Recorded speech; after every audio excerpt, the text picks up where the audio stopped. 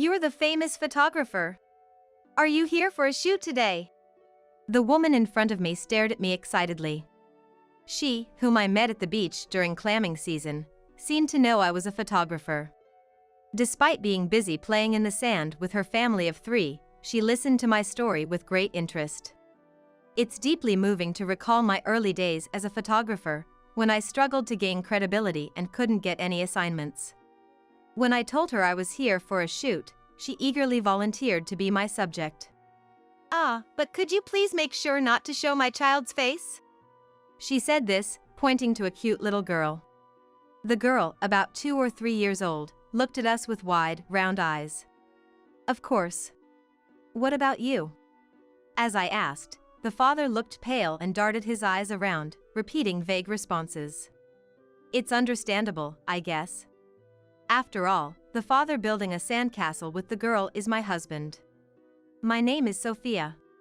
A 30-year-old freelance photographer. Most of my work involves school events and weddings in the area. I capture moments brimming with smiles and friendship, sharing them through my photos. It's not just about taking pictures, but about capturing people's memories and emotions, sharing happiness.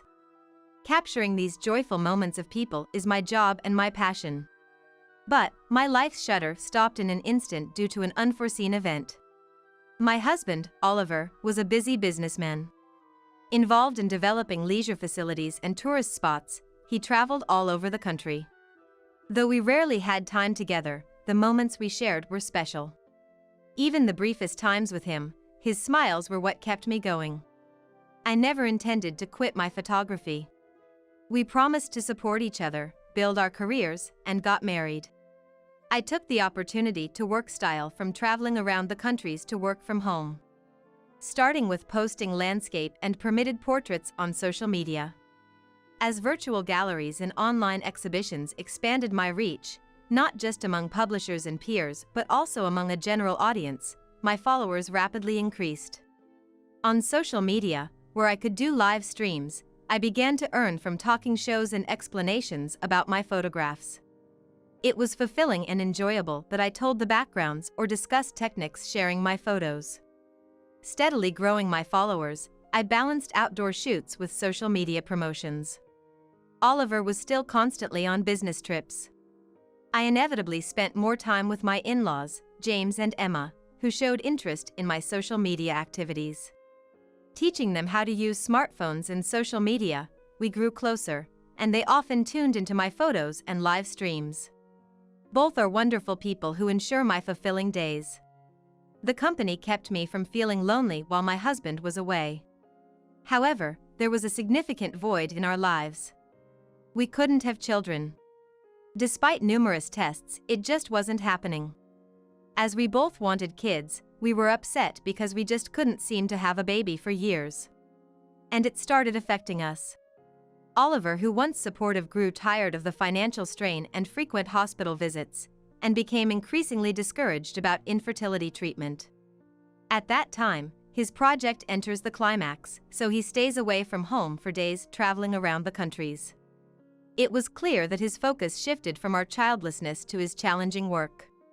His concern for my inability to conceive diminished, replaced by work talks. I felt lonely but tried to understand his busyness. Yet, no matter how understanding, we weren't emotionally close. Yesterday, I had a meeting with a client, and it looks like a new project is starting. I'll probably be away for a while starting next week. He said this, taking shirts and other laundry from his large suitcase. I had just gotten back home, but still, I hurried to start the washing machine for them. Oliver, when he runs out of clean clothes, rather than doing laundry or sending them for cleaning, he just buys new shirts. He says it's faster and foolproof, but I prefer to save where we can. So, what about the hospital? That's impossible. I have to go too, right? I can't take off work, and next week is a no-go for me. I sighed softly, making sure my husband couldn't hear. I had made a hospital appointment, but there's nothing I can do if he's out on a business trip. It would be inconvenient for his company, and I was happy that his hard work was being recognized. I didn't want to be a nuisance. Well, but I'm busy too, and it's tough. You also out working on a shoot, right? Let's both keep up the hard work. Yeah. Take care of yourself too, Oliver. I was dismissed so easily, yet I didn't speak my mind. Maybe he doesn't want kids anymore. But I'm too scared to ask if that's really the case. Should I just accept it quietly, or should I bring it up, even if it's roundabout? I'm torn. I'm good at capturing people's joy and sorrow through my camera. But now, I'm just going through the days, not even aware of my own feelings. I feel like I'm getting trapped inside the frames of my photos. Then, one day, a well-textured white envelope arrived at our house, with a logo of a famous resort company on it.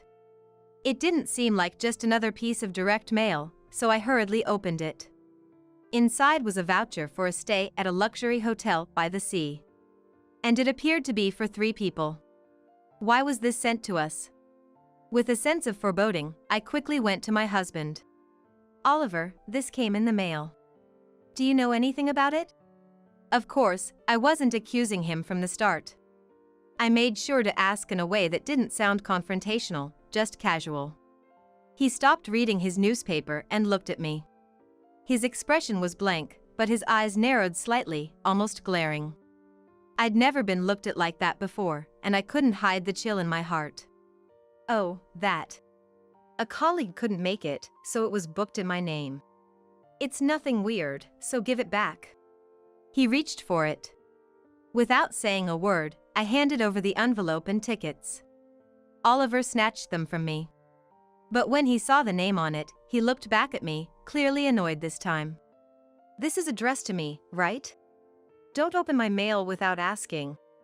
I was taken aback and quickly apologized. But with my husband in sales, various DMs arrive. I've been disposing of the ones that come home without much thought, so I was surprised at his reaction. I'm sorry.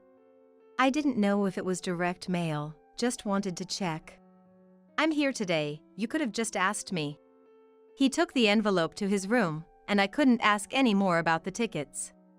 I wasn't fully convinced why he had to book tickets for his colleague, but I had no choice but to accept his explanation. But then, not even half a month later, something else happened. It was May, approaching our wedding anniversary. We were supposed to gather at the in-laws' house, but he suddenly announced a long business trip. At first, I was speechless and confused. A business trip? On our wedding anniversary? In my job, I often get requests for family portraits or landscape photography. But I had plans, so I had taken the day off.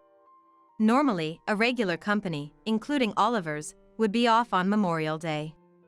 At least, his company should be closed as usual. He shrugged his shoulders lightly and forced a smile. It was a sudden decision, had to be done.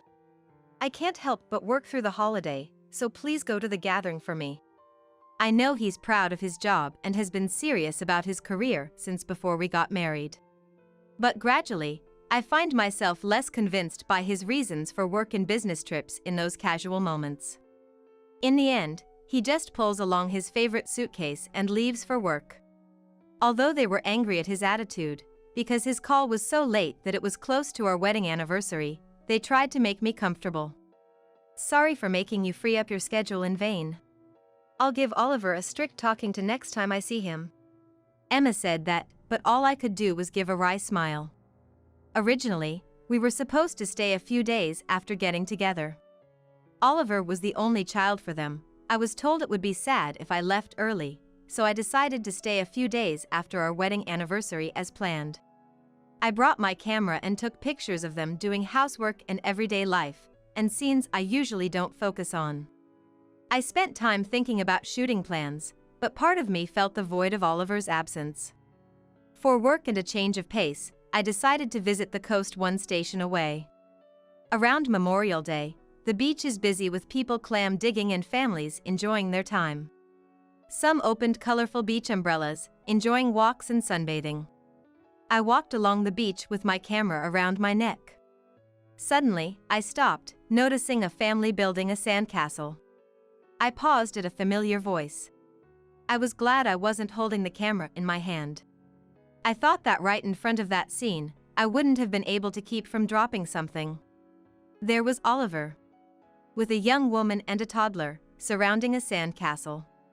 They looked like a happy family, gathering white sand and shells. I couldn't believe my eyes. But then, the hotel tickets that arrived home, his frequent long business trips, his indifference, all came back to me.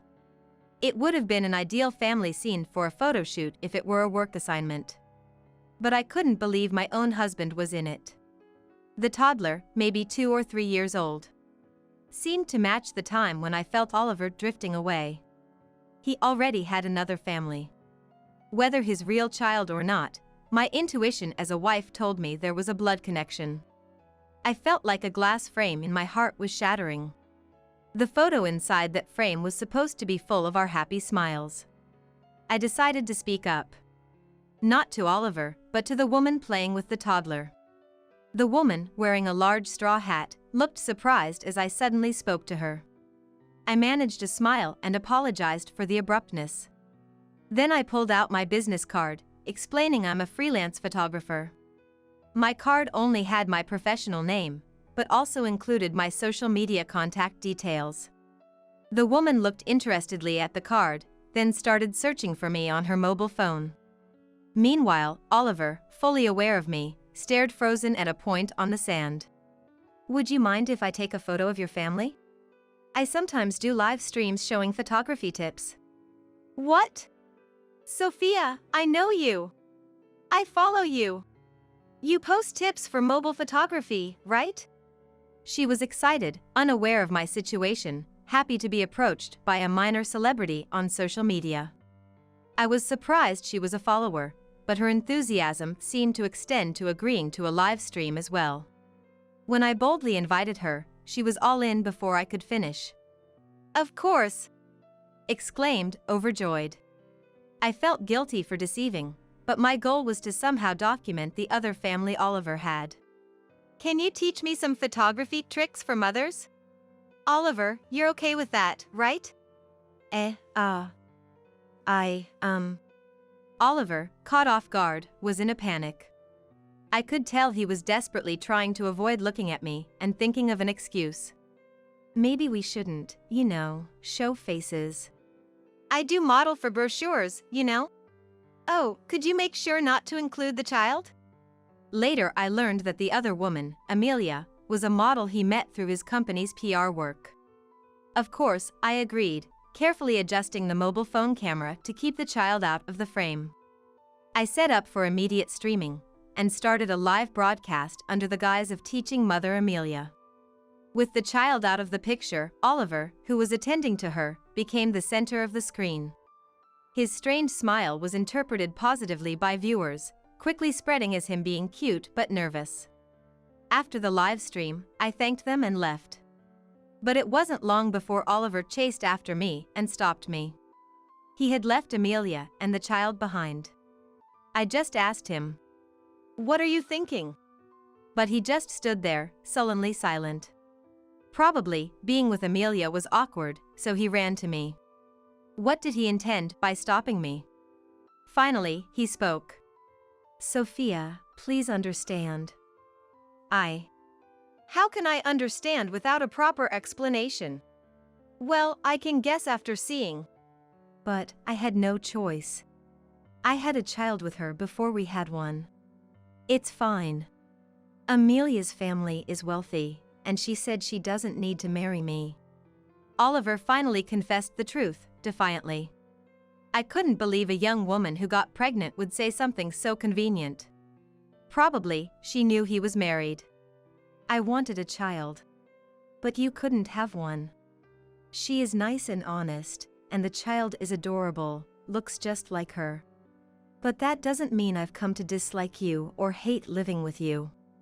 His words were incoherent, leaving me at a loss. He seemed to argue for maintaining the status quo. "I won't trouble you. This situation is perfect for me. Isn't this good enough?" As if that's an excuse. I should have argued back. But I was so overwhelmed with pain, I lost my voice. My husband, seeing me silent, sighed as if he had convinced me, and was about to leave. But then, unexpectedly, two people arrived. It was James and Emma. Oliver! Who is that woman and child? James, red-faced, shouted. Oliver was shocked by the sudden appearance of his parents. What? Why? I saw it on the live stream notification. Who is this long business trip with? Skipping home visits, with an unknown woman, and even a child. Before James could stop her, Emma stepped between Oliver and me, protecting me, sharply addressing Oliver. I was also shocked. They had seen the live stream on social media and realized something terrible was happening. Shocked by the sight of Oliver appearing as a couple with an unknown woman, they rushed over. Confronted by his parents, he ended up confessing everything about his relationship with Amelia and their child. Such a disgrace to the family. He was struck by a strong slap from Emma, who was rendered speechless. James glared at him with an expression so terrifying that I thought he would have punched him if not for the slap. They left Oliver behind and took me to their car. Following their apologies and strong recommendation, I decided to divorce. After exposing Oliver and his affair with Amelia and securing compensation from them, things settled down for a while. However, as the divorce proceedings and investigations went on, various truths came to light. Firstly, Amelia truly knew Oliver was married. Given her willingness to have a child without marriage, it seemed she had prepared herself to some extent for a relationship with a married man. She had tried to keep the issue under wraps not just for money, but probably to keep Oliver around as long as possible. Upon realizing this, she became outraged and blocked all my social media accounts. Not only that, she started posting recklessly on various platforms, inadvertently revealing herself as the other woman, which only garnered sympathy for me. Her relationship with a married man caused trouble in her family home. Being driven out and nearly losing her home, she brazenly tried to live in my former in-laws' house. Naturally, they firmly refused to let her set foot on their property. Next, Oliver's secrets began to unravel. During the compensation claim investigation, numerous women and men connected to him came forward. It turned out he had repeated affairs during his business trips, with several partners over multiple occasions. Some of these affairs involved women who were engaged or married. I decided to send the data from the infamous live stream. A little investigation would reveal that I, the legitimate wife, was the streamer, and the people on camera were Oliver's mistress and their child. As a result, women who were deceived into thinking he was single and husbands whose wives were taken from them became angry and sued Oliver. He faced lawsuits from many people, including me, with no choice but to accept them all. As the truth about my husband continued to emerge, Amelia fled with her child. Probably fed up, she chose to escape from her relationship with him. The turmoil she caused on social media calmed down, and her accounts disappeared, so I decided to let her be. However, considering her nature of boasting about affairs on social media, it was unlikely she would just disappear. Sure enough, Amelia started posting under a completely different account. But her posts, portraying herself as a tragic heroine, were quickly identified and sparked outrage. Subsequently, she would delete her account when things got bad and create new ones, like a phoenix rising from the ashes. Abandoned even by Amelia, Oliver apparently turned to his parents in the end, but their learning about his multiple affairs infuriated them further. Without any apology and only asking for help because he was in trouble, the parents-in-law decided to sever ties with their son. After the infidelity scandal, Oliver was burdened with a significant amount of compensation. As legal proceedings progressed, inquiries from mistresses and their husbands poured into his company, complicating the situation further. Worse still, this wasn't the worst outcome. His face being exposed on social media and the revelation of a child from an affair was an unprecedented scandal, especially since it happened during a business trip. The information spread quickly, and comments of shock and anger flooded related facilities and reviews associated with his company. The drop in trust due to the scandal spread both internally and externally, prompting the management to feel a sense of crisis and rush to devise strategies. However, not being familiar with crisis management, they were forced to hastily consult experts and develop communication strategies. Meanwhile, they instructed employees to provide accurate information, desperately trying to quell the confusion.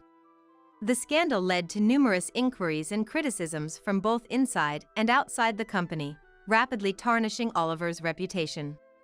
He became an outcast at work, completely isolated within the company. In an uncomfortable atmosphere, the company soon wished for his resignation, and Oliver had to look for a new job. He was competent and had good sales performance. Preferred by older generations who don't use social media, he quickly found a new job. But human nature doesn't change. In less than 6 months, he was rumored to have made advances on the manager's wife and tried to expense motel charges from a business trip.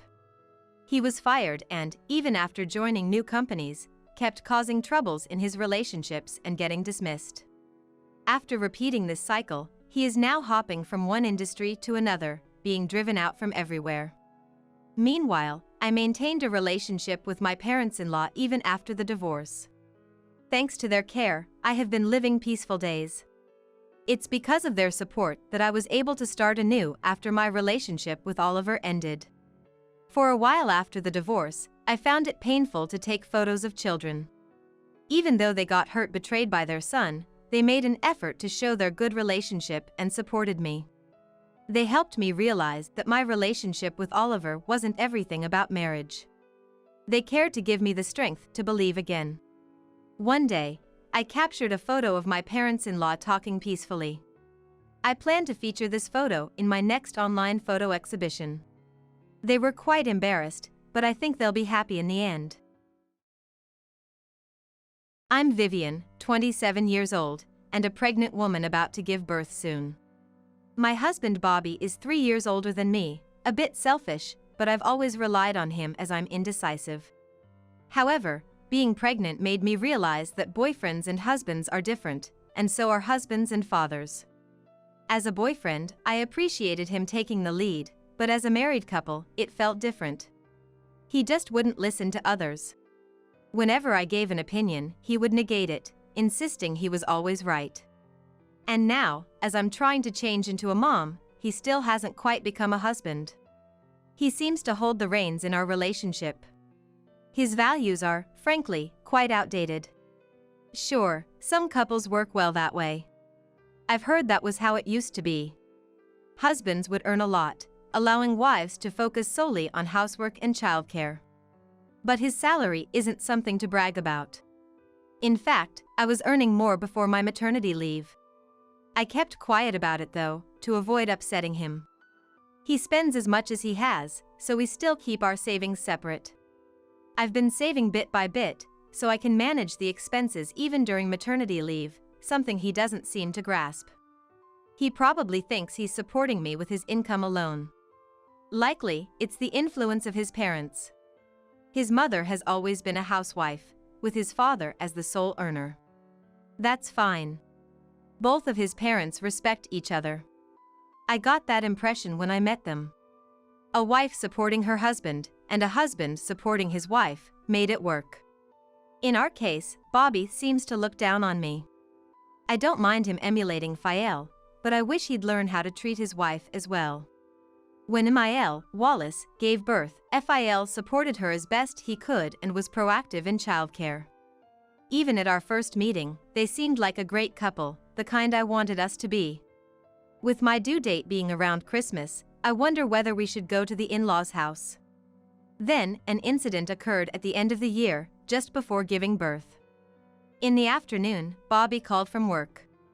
Today's the last day of work before the holiday, so after I'm done, my colleagues will come over for drinks. Wait a minute, my due date is soon, right?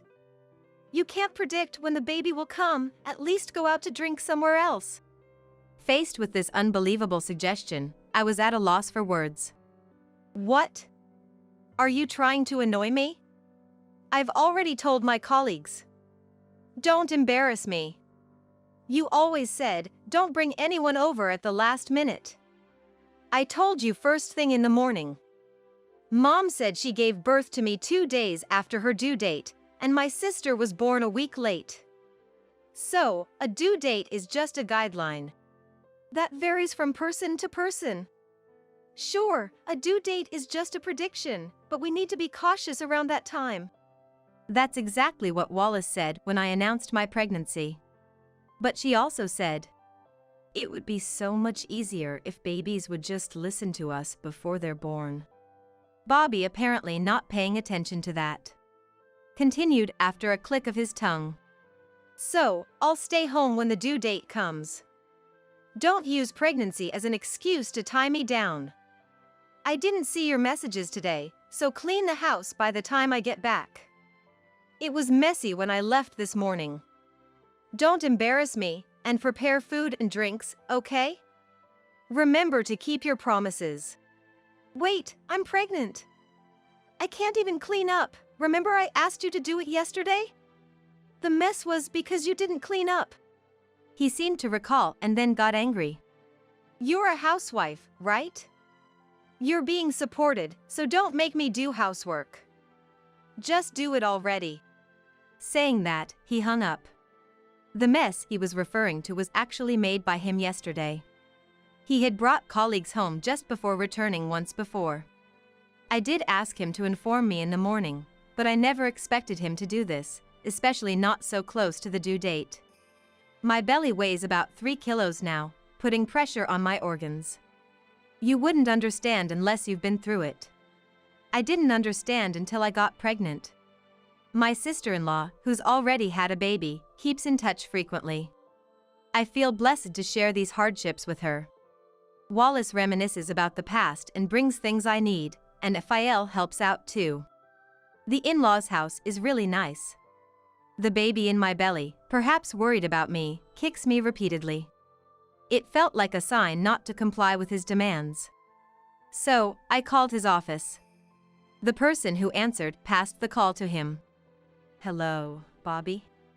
It's impossible today. My belly's been kicked so much, I just can't move. What? Don't call for something like that. I'll drink at a colleague's place then. Don't call the office again. It's embarrassing, cut it out. At least clean up. If you don't, it's divorce, understand? All I could hear was the cold electronic tone in my ear. I couldn't believe he was this terrible. Lately, he has been using divorce as a threat for everything. He thinks I'm afraid of divorce now that we have a baby. He uses it to make me anxious. According to him, it's discipline.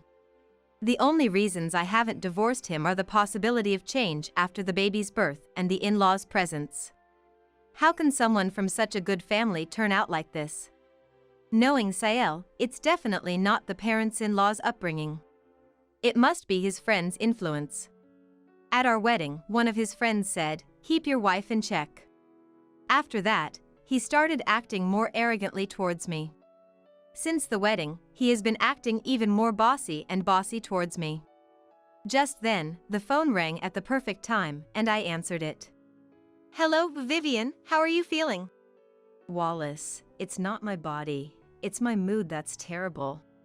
Wallace sounded a bit panicked over the phone. The due date is Christmas, right? You might feel like you have a lot to do, but prioritize your baby and yourself first. Thank you. But the problem isn't that. I'm sorry to say, but I might end up divorcing. I don't want to part from you guys, but I've reached my limit with this incident. I couldn't hold back my tears anymore. Wallace sounded frantic on the other end. What happened all of a sudden? Can you explain? Bobby called earlier, saying he's bringing colleagues home tonight. He told me to clean up and buy drinks and prepare. If I can't do that, he said it's divorce. So, I guess there's no other choice but to divorce. I've been threatened like this for a while now. Even the usually cheerful Wallace was silent, listening. I'm sorry, I didn't notice. Bobby told me you were going to give birth near your parents' home. What? I'm not at my parents', I'm at our house. I didn't understand why he would lie about that, but her response clarified it. That's why I've been giving him money every day, as he said he could eat properly. I should have taught him housework to reduce your burden. That's my responsibility too. No, she did teach him. It's clear from how Sael is. He just chose to escape. Even Fael does the household himself. Really? I didn't know that. I'm sorry. I almost became an ungrateful wife without knowing the situation. No, it's our fault too. If you're not at your parents, we're neglectful parents. We should have helped more. When he gets drunk, he won't get away with it. I'll give him a piece of my mind next time. I was relieved to have a mother-in-law who would stand up for her son's wife like this. Thank you. I'm really happy I can rely on you, Wallace. You're like a real mom to me now. I lost my mother early, so her friendliness meant a lot to me. I'm feeling okay for now, so I'll try to clean up.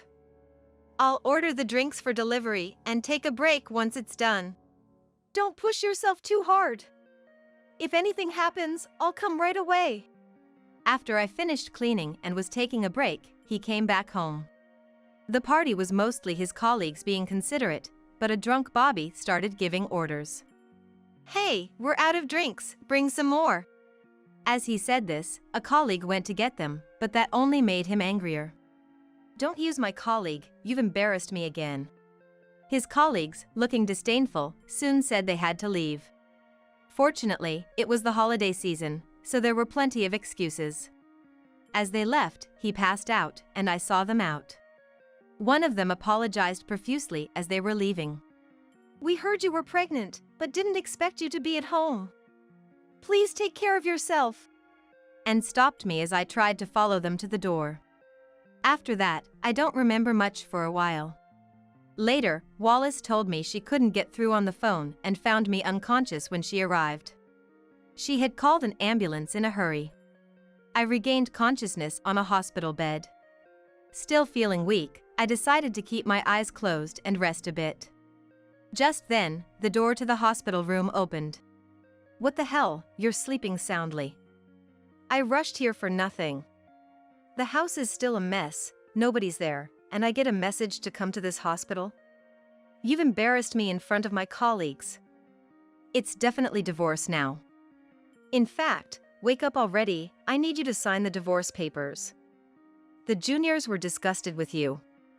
A wife who can't even prepare properly, maybe I should divorce you quickly without you noticing the affair. That way, I can marry my girlfriend. No alimony, huh? Am I a genius or what? No, you're an idiot, I wanted to shout, but I had to pretend not to notice and gather evidence. But how? Just then, Bobby's mobile phone chimed with a notification.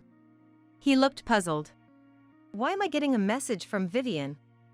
What? I'm keeping Vivian's phone? Take care of your wife if you want it back. Who is this, some creepy person? Take care of my wife, like I don't need her. Thinking I was unconscious, he kept talking. Ever since getting pregnant, she's gotten lazy with housework, doesn't care about her appearance, and just keeps getting fatter. That's natural, I thought, I'm pregnant with your baby. I need nutrition for two. The doctor even said my weight gain was appropriate. He probably doesn't know that. Ah, if only my mobile phone was nearby, I could have recorded this. And to think he's having an affair too. His morals are skewed, but so is that woman. Would you be able to forgive yourself if you were in the same position? Is it even right to engage in adultery with a straight face when your beloved's baby is about to be born? In the first place, is it right to commit adultery? Hey, is the person messaging actually her affair partner? That would make sense, huh? So she having an affair too? What ridiculous reasoning. Does he have the brain of an elementary school detective? People who cheat always think their partner is doing the same. Bobby must know he's in the wrong. There's only one truth, and no justification for infidelity. Then his phone rang again. Huh? I'm not the affair partner? Is this guy psychic? Then who is it? Strangers shouldn't meddle in our business. Who's a stranger?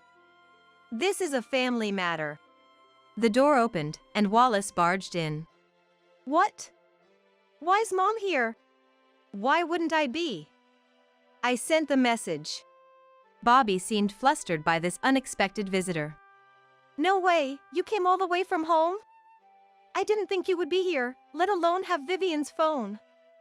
Don't tell me, Mom, you've been brainwashed with lies to excuse her laziness, right? She began to speak quietly, regretting what he had done. I've been listening to everything you've said since entering this room, using the mobile phone there. He looked where she was pointing and seemed shocked. She had hidden her phone in the gap of my bed and connected a call to my phone. The recording function was also used, so the affair was fully exposed. The worst part is, you neglected Vivian, who's risking her life to give birth to your baby, to mess around. You don't deserve to be a dad. It was an impulse. Vivian hadn't been paying attention to me for a while. Just then, one of my junior female colleagues was, well, giving me attention. Hearing those words, I reached my limit and sat up, shouting. Don't joke with me. I'm trying to give birth with all my might. And you play around on a whim? He, finding no words to reply, looked down in silence. You have acted despicably. If you mention divorce, I have no choice but to accept it. When it happens, I'll be on her side. I almost died giving birth to you. I've told you this before. Your sister can't forgive your actions as a woman either. She just gave birth recently too. He made a face as if to say, crap. Doesn't he understand that when having an affair? But look, I rushed here as soon as she woke up. The affair was a momentary lapse. I swear I won't do it again. I really wasn't myself. I won't invite work colleagues home anymore. I'll end the affair and give all my salary to you. Please, consider this my last chance. Saying this, he kept apologizing. I smiled and called out to him. Bobby. Hearing my voice, he looked at me, as if relieved of his guilt. Thank you, Vivian. I'll really change. What are you misunderstanding? This was your last chance. Understanding my words, his face shifted from relief to despair. By the way, Dad, me, and your sister haven't forgiven you. Dad even said, don't come home even if you divorce. Basically, you're disowned. I think that's only fair. No way, give me a break. Where am I supposed to go? He grasped at her feet as if begging. Bobby, you neglected your wife who's about to give birth, had an affair, invited colleagues home, and sent her to the grocery store. That's 2 strikes for me and Dad. So there's still... Before he could finish, I spoke. No. Sister-in-law makes it 3 strikes, and I'm the game set. We'll divorce once the baby is born. As for the broken promise, make sure you pay alimony and child support as a dad. I need to be a father to the baby. Don't divorce me. I'll give you all my money. I'll lose my position at work. Even now, he seemed more concerned about saving face. That's fine. Your work colleagues have already contacted me while you were on your way here. Remember when you invited them home without notice and gave out my contact? Someone I didn't recognize called, saying they were supposed to come today. I didn't know the situation, thought your wife went back to her parents. It'll probably be gossip after the holiday season. Please, explain to them it's a misunderstanding. Still seeking self-preservation, he didn't seem to care about me. Misunderstanding? It's the truth. The baby will be raised by me, my parents, and your family. We all agreed unanimously. By now, and make sure you keep your promises this time. This was what Bobby had told me over the phone. Her parents, your dad and sister, are coming soon. Take responsibility for your actions. We'll apologize for our son's misconduct at the end. Then we'll make sure she and the baby don't suffer. We won't be lenient.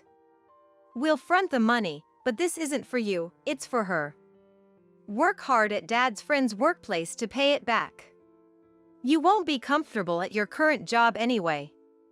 You have no choice. Fine, I'll figure out the money. I'll remarry my girlfriend. She loves me. She's making money online streaming, something about relationship advice. Love me channel, that's it. I'll join her and make a fortune. Then I'll be a billionaire. Planning all alone, how foolish. Well, good luck with that. You're a fool till the end. Wallace, it's fine. Bye now. Bobby left cheerfully, but with trembling feet. He fled before Raphael and Sael arrived. The next day, I gave birth to a healthy baby girl. I had a lawyer handle the alimony and child support claims. Of course, I claimed from his girlfriend too. I continued interacting with my ex-husband's parents, and after settling into motherhood, I received alimony from Bobby. He refused the advance from Raphael and borrowed from consumer finance.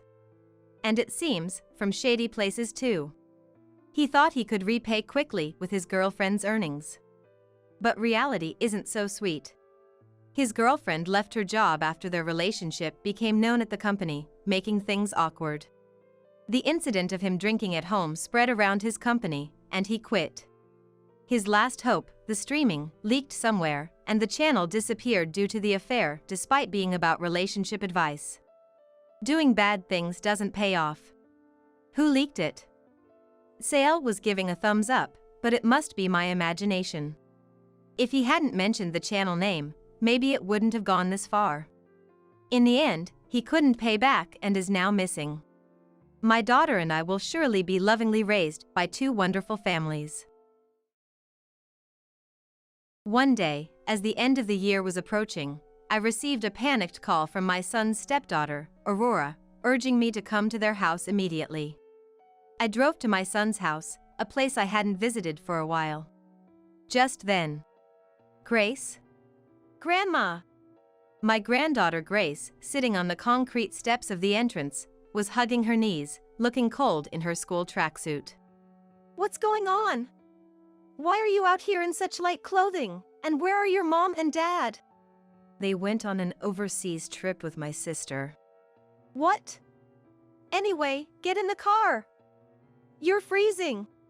In a rush, I got Grace in the car and bought her a warm drink at the first grocery store I saw. Later, when I met with Aurora at my house, I was infuriated by what my son and his wife had done. These children relied on me, so I felt a sense of duty to help them. Aurora, do you have the keys? To their house? Yes. Then let's go now. And just take what's important. What are we going to do, Grandma? I smiled. We don't need that house anymore, do we? My name is Arya, 64 years old. I lost my husband 2 years ago and now live alone. Still, my days are fairly busy. Because I'm wrapped up in managing what my husband had left behind. When I married 40 years ago, my in-laws were what you might call an old family in the countryside. I never imagined I'd end up managing this large house. My family home was within a train ride to the city center. Yes, my husband was my college classmate.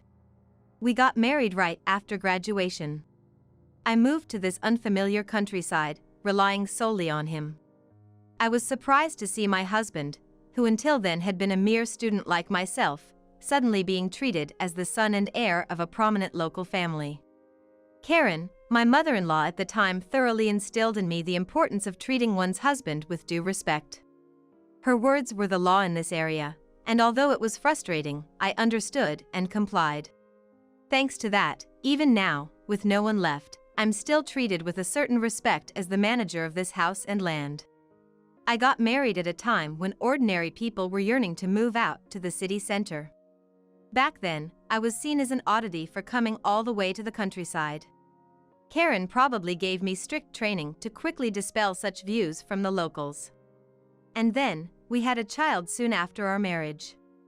It was a boy, and he was celebrated by the people around us as the heir, including Karen herself. However, after having our son, my health deteriorated, leading to a less intimate marital life. At the end of the day, he was our only child. How I've regretted that over the years. But now that my son is married and my in-laws and my husband are gone, I am the one who manages this house and land. I've been left with a substantial passive income, enough to comfortably maintain this spacious home and live freely. Of course, a certain level of knowledge and the utilization of skilled individuals are essential for its upkeep. Thanks to the foundation laid by Karen and my efforts to keep up with the papers even after college, I've managed to avoid falling prey to the deceit of relatives and associated parties who frequent the premises. There are times, even at this age, when I must learn new things, but that adds a sense of vibrancy to life. There was one reason why I needed to work hard and manage everything like this. My husband left all his assets to me in his will. Why? It was due to the nature of our son, Thomas. Under normal circumstances, the inheritance would have been equally divided between myself and Thomas. However, my husband chose not to do this. He had expressed his concerns several years before passing. If I leave him half of this house now, it will go to ruins. I want you to see if Thomas can change for the better. I thought about those words as his last will and testament. Because Thomas had gotten married to his second wife. Thomas had been with his first wife, Victoria, for a little over 10 years. But he got married again just 6 months after Victoria had passed away from an illness. He married the woman he had been having an affair with. My husband, who had been out of shape, seemed astonished by what was really going on with his son, who had seemed to be doing so well. This only served to worsen his condition. Thomas was an adult and married. Up until then, I saw him as an heir with no particular problems. Yet, I confess, there might have been a tendency to overly indulge him as our only heir. It was not just me, but everyone in the family. He was academically competent, progressing from a reputable high school to college. Although he had the option of attending a college in the city, he chose to remain local. After graduation, he got a job at an acquaintance's company. And then he married a local girl. That's when Thomas expressed his desire to get his own home and live independently. We constructed a house on a piece of land we owned for the young couple. Thomas and his wife Victoria got along very well. However, after the birth of their daughter Grace, Victoria's health began to deteriorate. The doctors declared she couldn't have any more children. It reminded me of my own experiences, so I did what I could to help her. Her biological mother frequently visited her too. We also arranged for babysitters and housekeepers. For a time, Victoria's health seemed to get better. But about a decade later, she was diagnosed with cancer. Looking back, Victoria was an incredibly resilient woman. She probably felt guilty for the trouble her health issues caused shortly after their marriage. That's likely why she endured so much during this time. Unfortunately, by the time the cancer was discovered, it was already too late. With our granddaughter Grace clinging to her, Victoria passed away far too young. During this time, I felt sorrow for various reasons. The most significant reason was how much I thought of Victoria as my own daughter. I also dearly loved my granddaughter, Grace. It pained me that she lost her mother. But there was another major issue weighing heavily on my heart. While Victoria was receiving medical treatment every weekend, Thomas already had a mistress.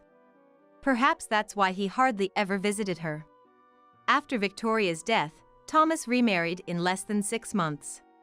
His new wife, Olivia, was originally a woman from the club Thomas frequented. Surprisingly, by that time, they had already been in a relationship for over 5 years. Victoria's diary, which she left behind for me, was filled with detailed accounts of the days Thomas stopped coming home. Maybe she intended to use it as evidence for a divorce one day. We'll never know now. The new wife, Olivia, was 2 years older than Thomas. She moved into the house we had built without hesitation with her daughter, Aurora, who was 6 years older than Grace. Of course, I was opposed to this marriage. Thomas had been unfaithful to Victoria and had an affair with a woman in the nightlife business for a long time. He rarely bothered to visit his sick wife, and he even remarried soon after she was gone. I never imagined my son could be so heartless. But Thomas said, I married the woman you set me up with, Mom. Haven't I fulfilled my duty? Besides, Victoria wasn't perfect either. She fell ill before bearing a male heir. What was the point of marrying her? I couldn't even enjoy a good marital life with her. I had to get out and blow off steam, or else it would have affected my work. I had always known Thomas was cold towards Victoria. But this was beyond cruel. I blamed myself, wondering where it all went wrong with Thomas. Had we spoiled him too much, being our only son? Certainly, both my husband and I had done so. And the people surrounding us had pampered him as the only son of a prestigious family. But still, we had taught him right from wrong when he was young. With these thoughts, I had stayed away from my son's household for a while. It was also because of how busy I was following my husband's death. They would only visit at Christmas. But that was a mistake. It happened one day towards the end of the year. The temperature fluctuated wildly even into December, with days warm enough to make you sweat after only moving around a little, followed by sudden freezing winds. It was not easy for an aging person like myself.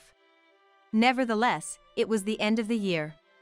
While I was in the middle of dealing with reports from various sources, my private mobile phone suddenly rang. Who could it be? It was an unfamiliar number. But it was my private phone.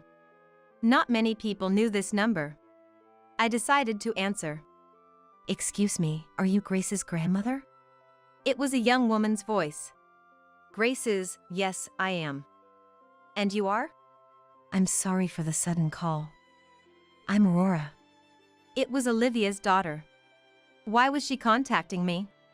I don't have much time, so let me just say this. Could you please come to our house right away? Where was she calling from?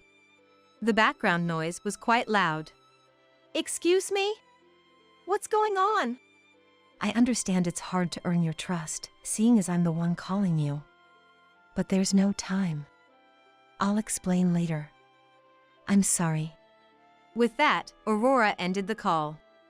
It felt like I was being skillfully manipulated, but fortunately, I had a bit of time to spare. As I hurried outside to get my car, a cold, dry breeze brushed against my cheeks.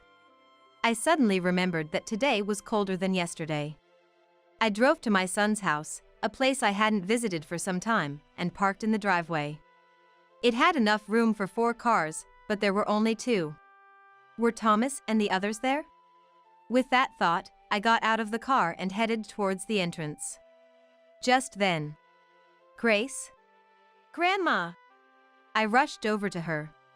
Grace was sitting on the concrete steps of the entrance, hugging her knees and looking cold in her school tracksuit. What's going on? Why are you out here in such light clothing? And where are your mom and dad? They went on an overseas trip with my sister. What?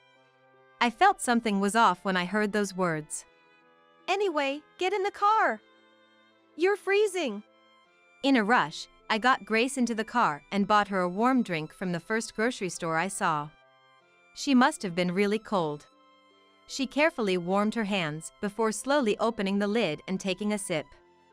I wanted to ask her immediately what had happened, but decided it was more important to drive safely back home. Once home, I took Grace to the living room. I called the housekeeper on the way and asked for 2 warm cups of tea and some snacks.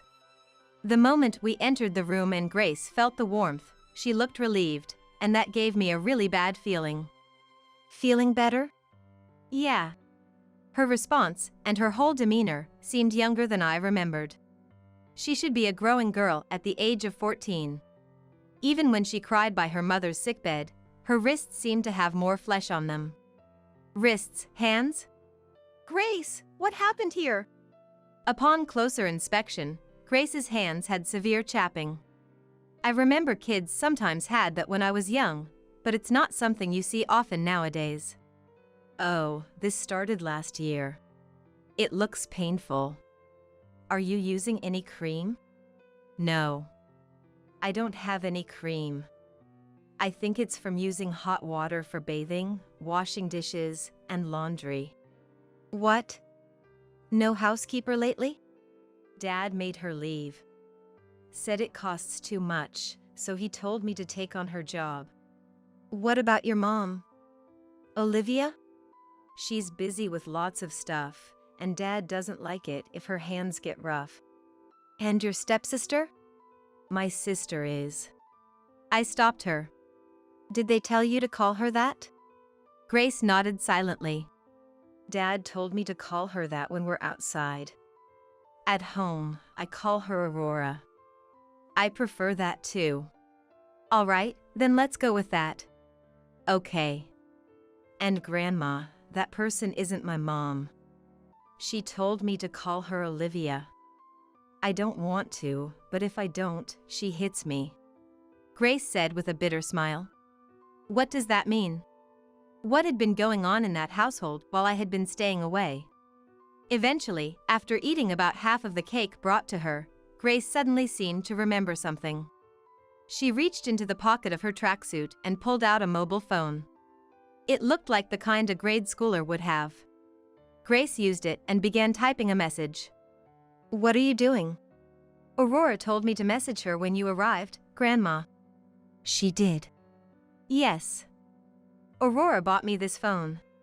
Really? What about your previous one? Dad took it away not long after he remarried. That person told him it was too early for me to have one. That person.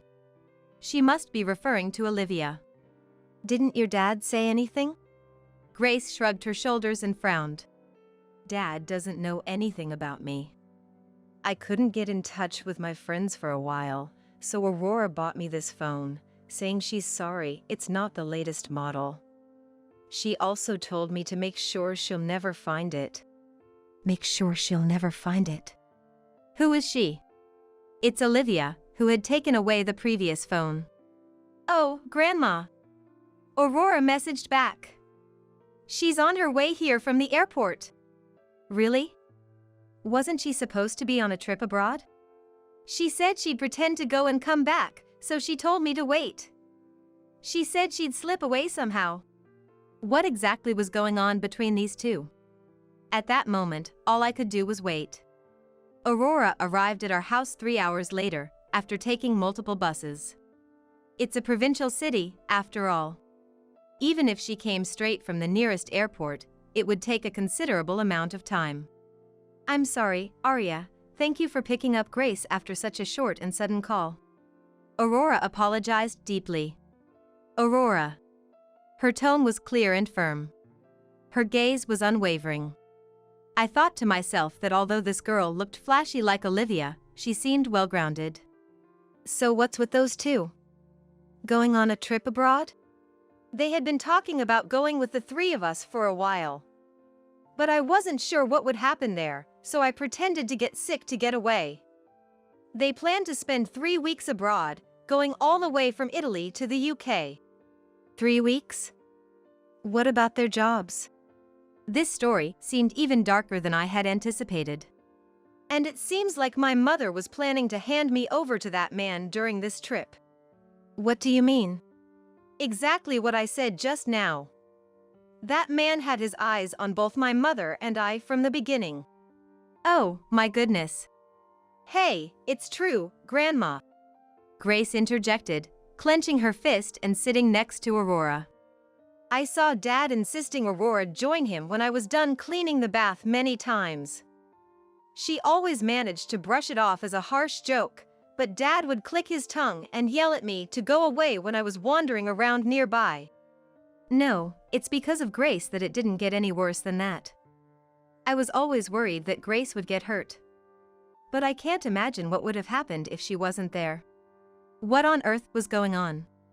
My son. How far has he corrupted? I pondered for a moment in front of the two girls. The way they protected each other. It seemed that they got along well. No, it was more than that. They were like comrades against a common enemy. So, how do you get by? Grace, you said earlier that Olivia told you to call her by her name, right? Yes. My mother started dating him for the money and even stayed with him through marriage. I've seen that man coming over to our house since high school. I've noticed the way he gradually started looking at me inappropriately. And now, because we live in the same house, he's getting cocky. Oh, how I hate it. Aurora said this while hugging herself, clearly disgusted. But I'm grateful for being allowed to continue my studies. I've been going to college and working part-time, trying to stay away from home as much as possible. Though, I thought about moving out. Aurora stayed because of me. Grace interjected. Even today. Those two left me alone without giving me a key or any money, telling me to go somewhere. And in that tracksuit.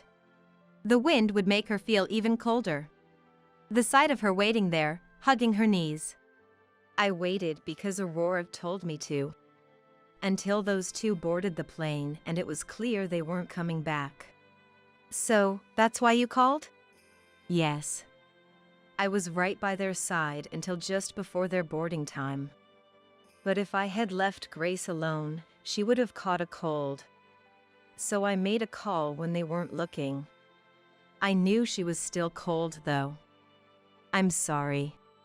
Honestly, they could have contacted me earlier, but I guess these young girls wanted to make sure those two were definitely abroad before reaching out. And now that they're relying on me, I must do what I can for these girls. Aurora, do you have the keys? To their house? Yes. Then let's go now. And just take what's important. What are we going to do, Grandma? I smiled. We don't need that house anymore, do we? And then, we were 3 weeks into the new year. The new year had begun and people started going back to school and work. Just then, 2 people came storming into my house, dragging suitcases. Mom! What was that all about? Thomas yelled at me right away. Apparently, he had gone back home without giving any thought. And then he saw it. There was nothing left there. Well, that was my property.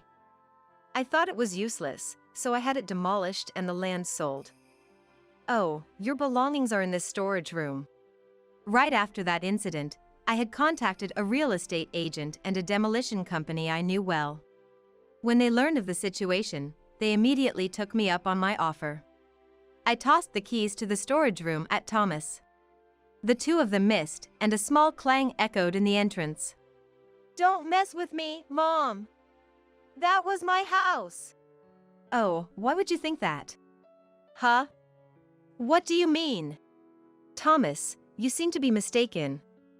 That house was built for you, but it was registered under me and my husband. And now, it's mine. What does it matter what I do with it? What about my daughters? What did you do with them? Your daughters? You're one to talk, Olivia. I sneered. Then, please, come in. I gestured for the 2 to come inside. What? Not the living room? I led them silently. Our destination was the spacious hall in the back. Thank you for waiting. I opened the door after walking down the central corridor. There were a dozen or so people waiting in the room. But the first people that caught the eyes of the 2 behind me were Grace? Aurora? My granddaughters were sitting next to the chair I was about to take. Aurora, why did you ignore my calls? Grace, you ratted us out to Mom. When did you become so cunning? Thomas and Olivia, perhaps in a fit of anger, with red faces, tried to approach the girls, but they were restrained by the people in the room and forced to sit opposite us. Still looking at us breathlessly, they didn't seem to notice the people around us. Now that everyone is here, let's begin. I looked around at everyone and spoke. Let's proceed, everyone. Thank you for your cooperation. Shall we begin with you? Thank you. Hey Thomas, tough break coming back from your long vacation. But there's no going forward from here.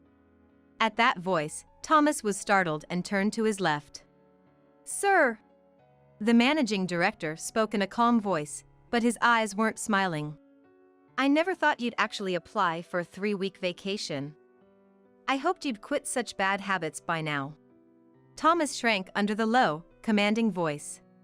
He's always been arrogant towards his inferiors, but weak to those above him. He's been like that since childhood. But until now, you have approved. Look, Thomas. What do you think your value is? What? If you don't know, let me tell you. Your only value to our company is your status as the heir to this prestigious family. Thomas gritted his teeth. But it seems that doesn't mean anything anymore. What do you mean? The managing director then turned to me. Thomas. I looked straight at my son. His gaze visibly faltered. I was going to announce to everyone here today the contents of the will I wrote the other day in the presence of your lawyers. A will? Yes, I had to write it in advance, right? Otherwise, my inheritance would go to you, wouldn't it? Mom? I've already stored it in a safe place. It's simple. In the event of my passing, all of my inheritance will go to Grace. Thomas's jaw dropped in shock. Then, after a few seconds, No, I must have heard something strange. It's odd, maybe my ears haven't adjusted from the flight? No. Arya hasn't said anything strange. Our family lawyer interjected. The previous head of the family excluded Thomas as the heir because of his behavior and spending at that time. I remember Arya's words well. Yes, I remember that time. Only now you remember? I shook my head in disbelief. Then the company's managing director took over the conversation, picking up where the lawyer and I left off. It seems Arya has decided to completely strip you of your inheritance rights. That means there's no reason for us to treat you specially anymore. But how can? What mattered to our company was the connection with this region's large landowning family, not your personal capabilities. Now, what to do next? The managing director looked at me. I nodded slightly. Please proceed as you see fit. Thank you. Thomas, the entire company knows you applied for a 3-week vacation for a mere trip. The higher-ups are planning your demotion and reassignment. Be grateful that's all you're going to get. Thomas collapsed on the spot as if all his strength had left him. That's ridiculous. At that moment, Olivia leaned forward. Arya, if Grace is the heir, what about Aurora? Is Aurora different? Aurora? Why would you think that? She's Thomas's child too, isn't she? Isn't Aurora sitting next to Arya for that reason? Stop the unsightly act, Mother. Aurora sharply cut in. Unsightly? I'm not related to this family by a single drop of blood. How could a complete stranger claim any rights here? Are you stupid? How dare you speak to your mother that way? I've been leaving messages asking when you'd rejoin our trip, and you didn't reply at all. That's right. We'd been looking forward to it. Thomas even chimed in. Looking forward to it. Aurora took out her mobile phone. Excuse me, everyone. Could you listen to this for a moment? The room buzzed with curiosity. Come on, Aurora, won't you join me in the bath today? I'm sorry, I have a part-time job now. What? Can't you just do as I say? A dull thump, probably the sound of Thomas slapping the washing machine. Stop it, Dad. Aurora doesn't like it. Shut up. There was a noise along with Grace's voice. Grace! Aurora, you have a part-time job, right? Go, hurry. Thank you. There were some footsteps, then more sounds in the background. Ah, so what the two told me was just a fraction of the whole story. What's this? That's Thomas's voice, isn't it? Everyone in the room looked at Aurora, Grace, and Thomas in turn with somber expressions. Aurora stopped the recording and stated firmly, This is just part of it. I constantly felt danger like this. And Grace, being forced to clean the bathrooms and toilets, helped me on such occasions. Not just this time. She always let me know when he was around. How could she do that? Grace silently glared at Olivia, then took out her own mobile phone. What? I took your phone away. Olivia, you just said you took it away? I posed the question. In this day and age, even elementary school kids need mobile phones, and you took one from Grace, a middle schooler? Mom, it's part of her education, right? That's right. She doesn't need the latest model. Then at least give her a phone with basic functions.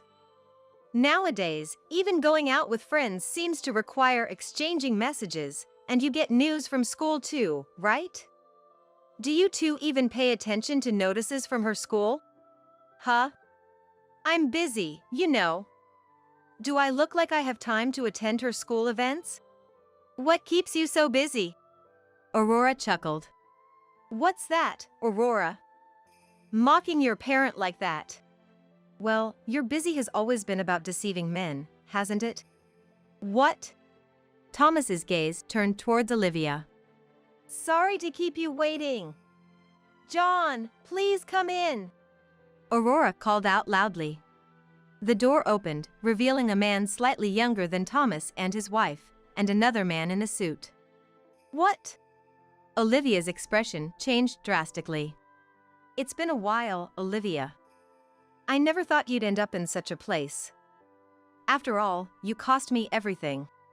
What are you doing here? Ladies and gentlemen, let me introduce John. He's one of the victims this woman swindled money from in the past. Oh, Aurora. You said one, do you mean there are more? I asked Aurora. Yes. This woman always had men coming and going, but John was the most tragic case, even though he was the most decent among them. Since you're here, please tell us everything about this woman. I see. John, what did Olivia do to you? Marriage fraud and theft. The room buzzed at those words. What are you talking about? You gave me that money voluntarily. I was under the impression that we were going to open a store together as a family, that's why I agreed. John glared at Olivia, his gaze filled with contempt. We needed some cash for a deposit on a nice property we had found back then, so I withdrew all my savings and handed the cash to this woman. But the very next day, she disappeared. Is there any proof? Aurora operated her phone and played another audio clip. Come on, let's go. What's this all of a sudden? We've earned plenty of cash from John, so, you know, we need to move to another town quickly. Olivia slammed her hand on the table. How did you even get that? Of course I did. I was always preparing to drag you down to hell. How dare you say such things to your mother? Huh? I can no longer consider you as my mother. You beat me up and skipped my meals just because you thought some guy you'd been dating flirted with me. And this trip, you were planning to set me up with your husband, right? I gave birth to you. I have the right to do whatever I want. Sure, it seems the term child abuse doesn't exist in your world. At that moment, the man behind John stood up. So, you have more hidden crimes, it seems. The man pulled out a police badge. Olivia leaped back in shock upon seeing it. Why are the police here? You really are clueless. John is suing you for fraud and theft. Isn't that right? Yes. Aurora found me and set up this meeting. Olivia, you should give up now. I can testify in any amount of detail of the fraud, theft, and child abuse against me. There are things that you did to me that I can't talk about here.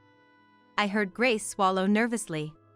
So that's why Aurora wanted to protect Grace from experiencing what she did. I'll testify about everything that happened to me, no matter how small. It's disgusting to even recall, but if it puts you behind bars, it's worth it. What a strong girl. My son grew up to be an awful man, and he fell for a terrible woman, but I'm glad I got to meet Aurora. After that, the two got divorced. It sounds silly, but it was really when the money ran out that the relationship ended.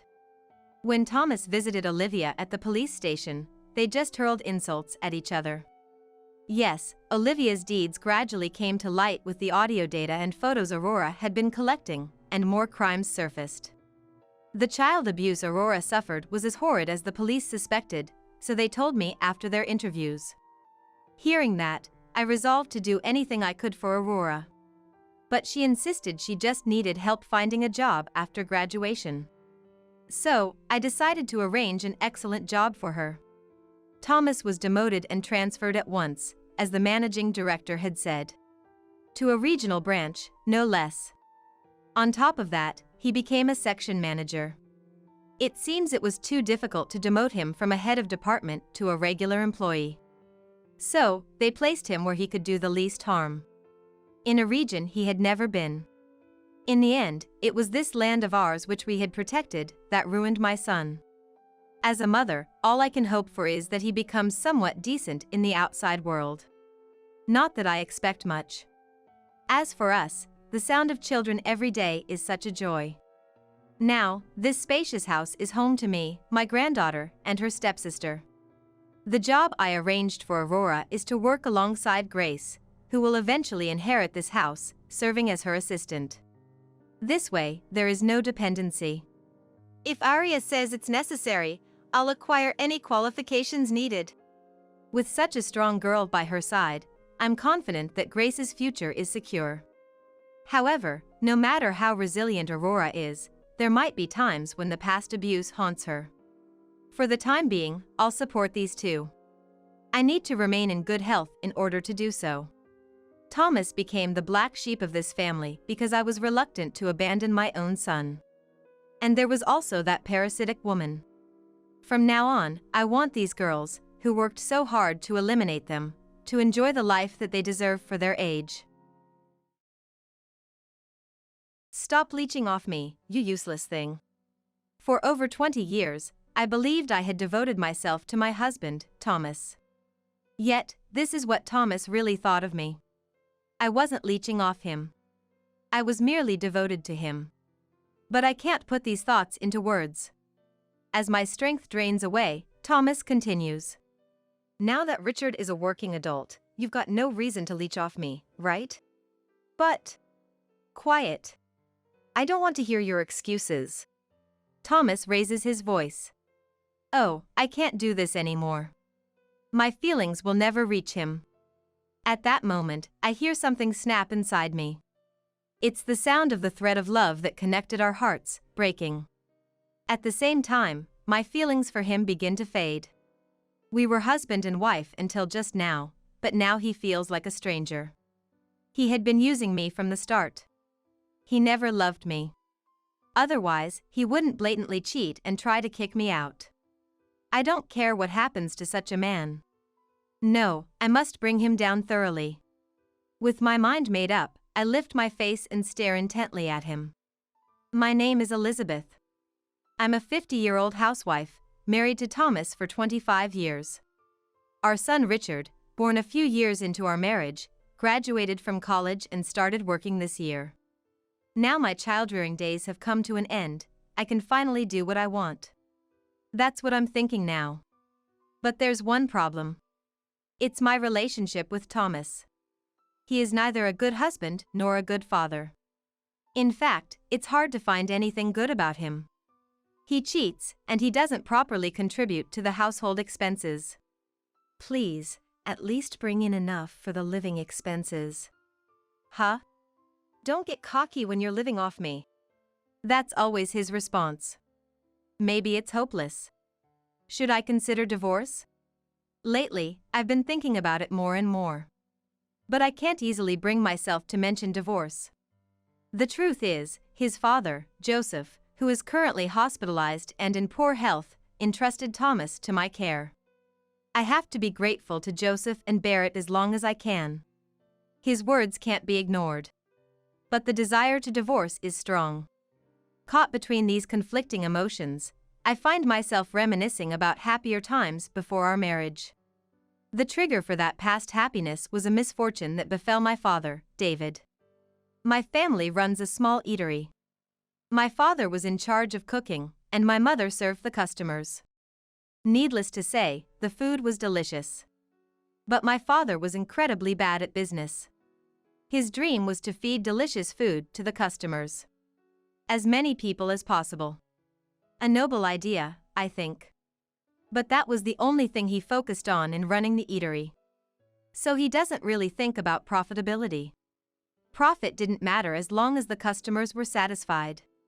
That was his way of doing business. Obviously, it wasn't profitable.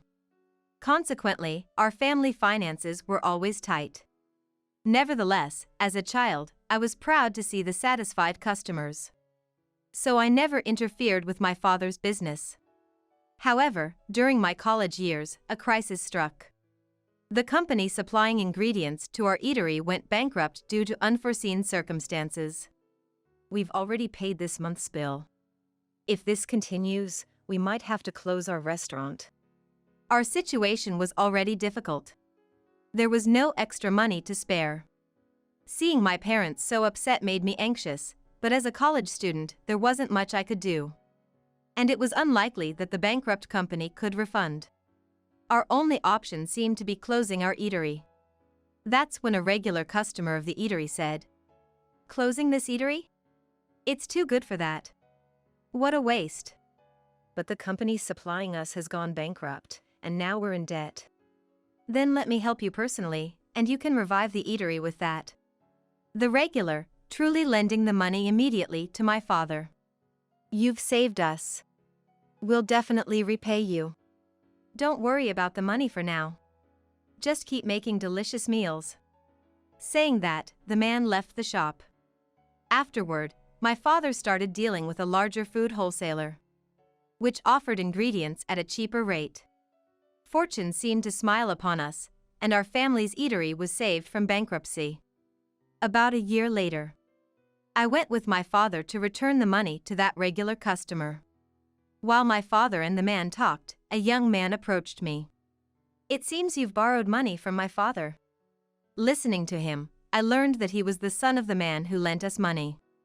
His name is Thomas, and he works for his father's company. "You're beautiful. How about going out with me sometime?" "Me?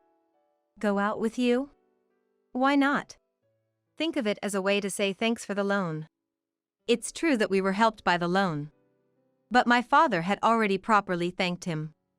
I don't feel obliged to go that far, but as I thought this, Thomas whispered to me, "The daughter of an eatery owner is ungrateful." I could spread that around, you know. But that's... I couldn't talk back. Even if he did spread rumors, I don't think it would harm me. But it could trouble my father. And what would the customers think? With these thoughts, I couldn't refuse his offer. I don't like it, but I'll tolerate it this once. With that thought, I went out with him. But it turned out to be more fun than I expected. He was interesting to talk to, and he knew lots of places to go. The restaurants he chose were all tastefully picked. Despite my initial bad impression, he might be a good person after all. Maybe it was wrong to think that way. I soon found myself being asked out by him. "I have fun when I'm with you." "I have fun too. It is my first time that I can think about marrying. If that was to you who are serious and good girl." Swayed by his simple words, I started a relationship with him, considering marriage. After that, he continued to guide me in various ways. Eventually, a few years later, I found myself married to him. Of course, I never thought at the beginning of our marriage that it was all a trap by him. He seemed genuinely kind, and I felt loved by him. But it was all a lie. As soon as we got married, his attitude changed drastically. "Here, this is my salary for the month. Manage it well." I opened the envelope he handed me. It was a salary statement. The salary itself was transferred to the bank, so it wasn't strange to receive only the statement. What struck me as odd was that the statement was handwritten. Nowadays, it's almost unheard of. But when I got married, 25 years ago, it was a time when personal computers were just becoming widespread, so a handwritten statement wasn't out of place. "There's over $1,000, so it should be enough, right?" I murmured to myself, trying to be convinced. I managed our life with that small amount of money. As our marriage continued, I gradually felt something was off. It was his lifestyle. He left home at a fixed time every morning. But his return was never at a set time. It varied day by day. I'm busy with various jobs as my father's successor. Then, could you call before coming home? Stop nagging. All right, I'll call. He shouted. His attitude made me feel even more uneasy. Maybe he's out playing around. Perhaps he even has an affair. I had these thoughts, but I was too scared of his shouting to confront him. In the end, I couldn't say anything, despite my doubts about his behavior. Eventually, our son Richard was born. I thought maybe he'd change a bit with a child. But he remained the same. Looking back, I think that's when I started considering divorce. Then, when Richard was about middle school age, I got a call from my mother while I was out shopping for dinner. What? Dad's in the hospital. It was news of my father's hospitalization. I rushed to the hospital. Mom's just exaggerating. My father laughed heartily. I felt relieved. But in that moment, I remembered something and my heart leaped. Oh no! I forgot to contact Thomas. By then, it was too late. My mobile phone was filled with countless calls from him. When I called back in a hurry, his displeased voice came through. Where are you? What are you doing? Hurry back and make my dinner. I'm sorry. My father. Huh? Your father? Your own father? Thomas asked in a slightly harsh tone. I answered in a small voice. Yes. He was suddenly hospitalized. Your father has nothing to do with it. You are my wife. I closed my eyes in fear at his shouting. I'm terrified of his loud voice. But I couldn't just let it go without responding. I braced myself and retorted. Isn't it natural to worry about one's father? That should be okay, right? Shut up. Don't talk back to me. No, I will say this.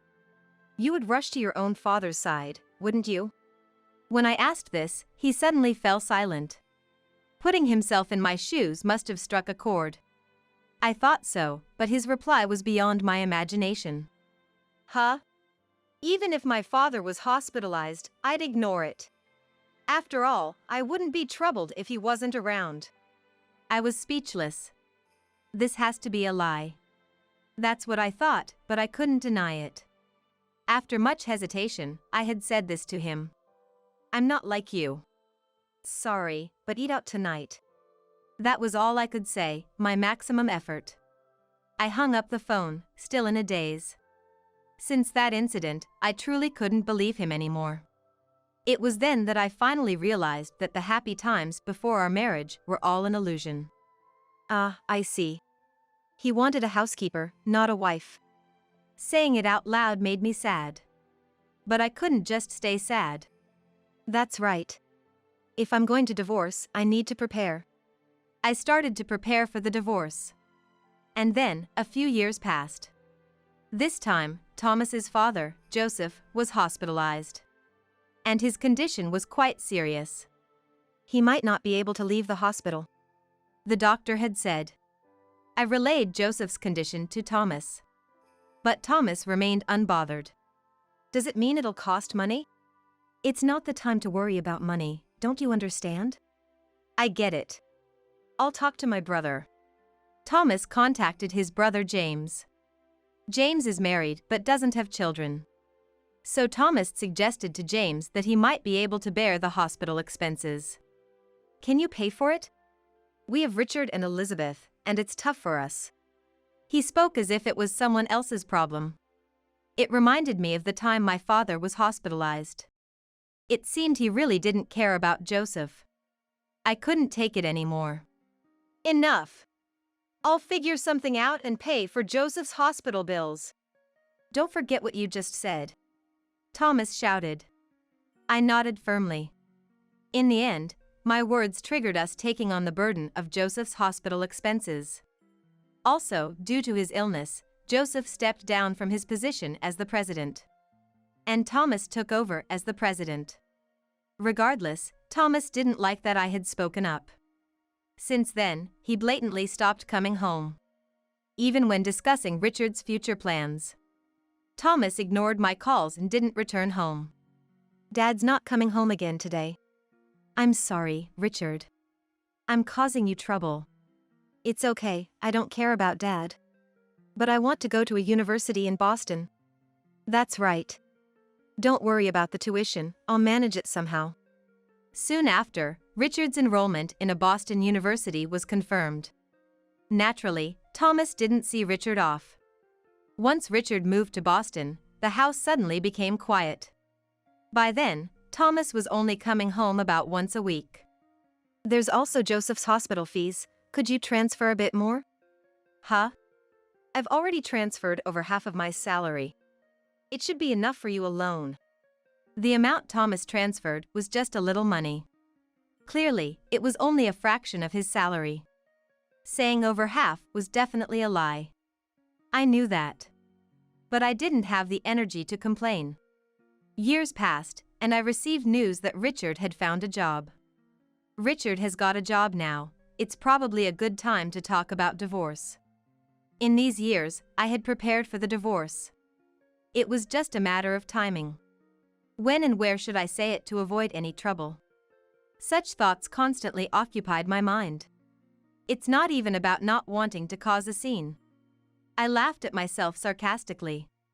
Then one day, I had been to visit Joseph.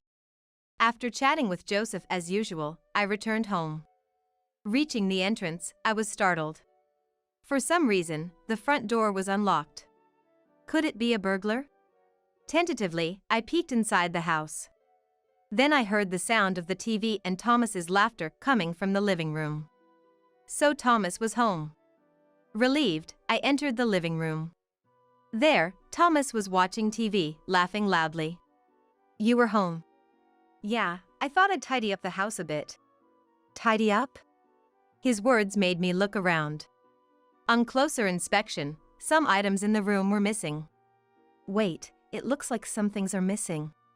Yeah, I threw them out. Your stuff. Threw out? My things?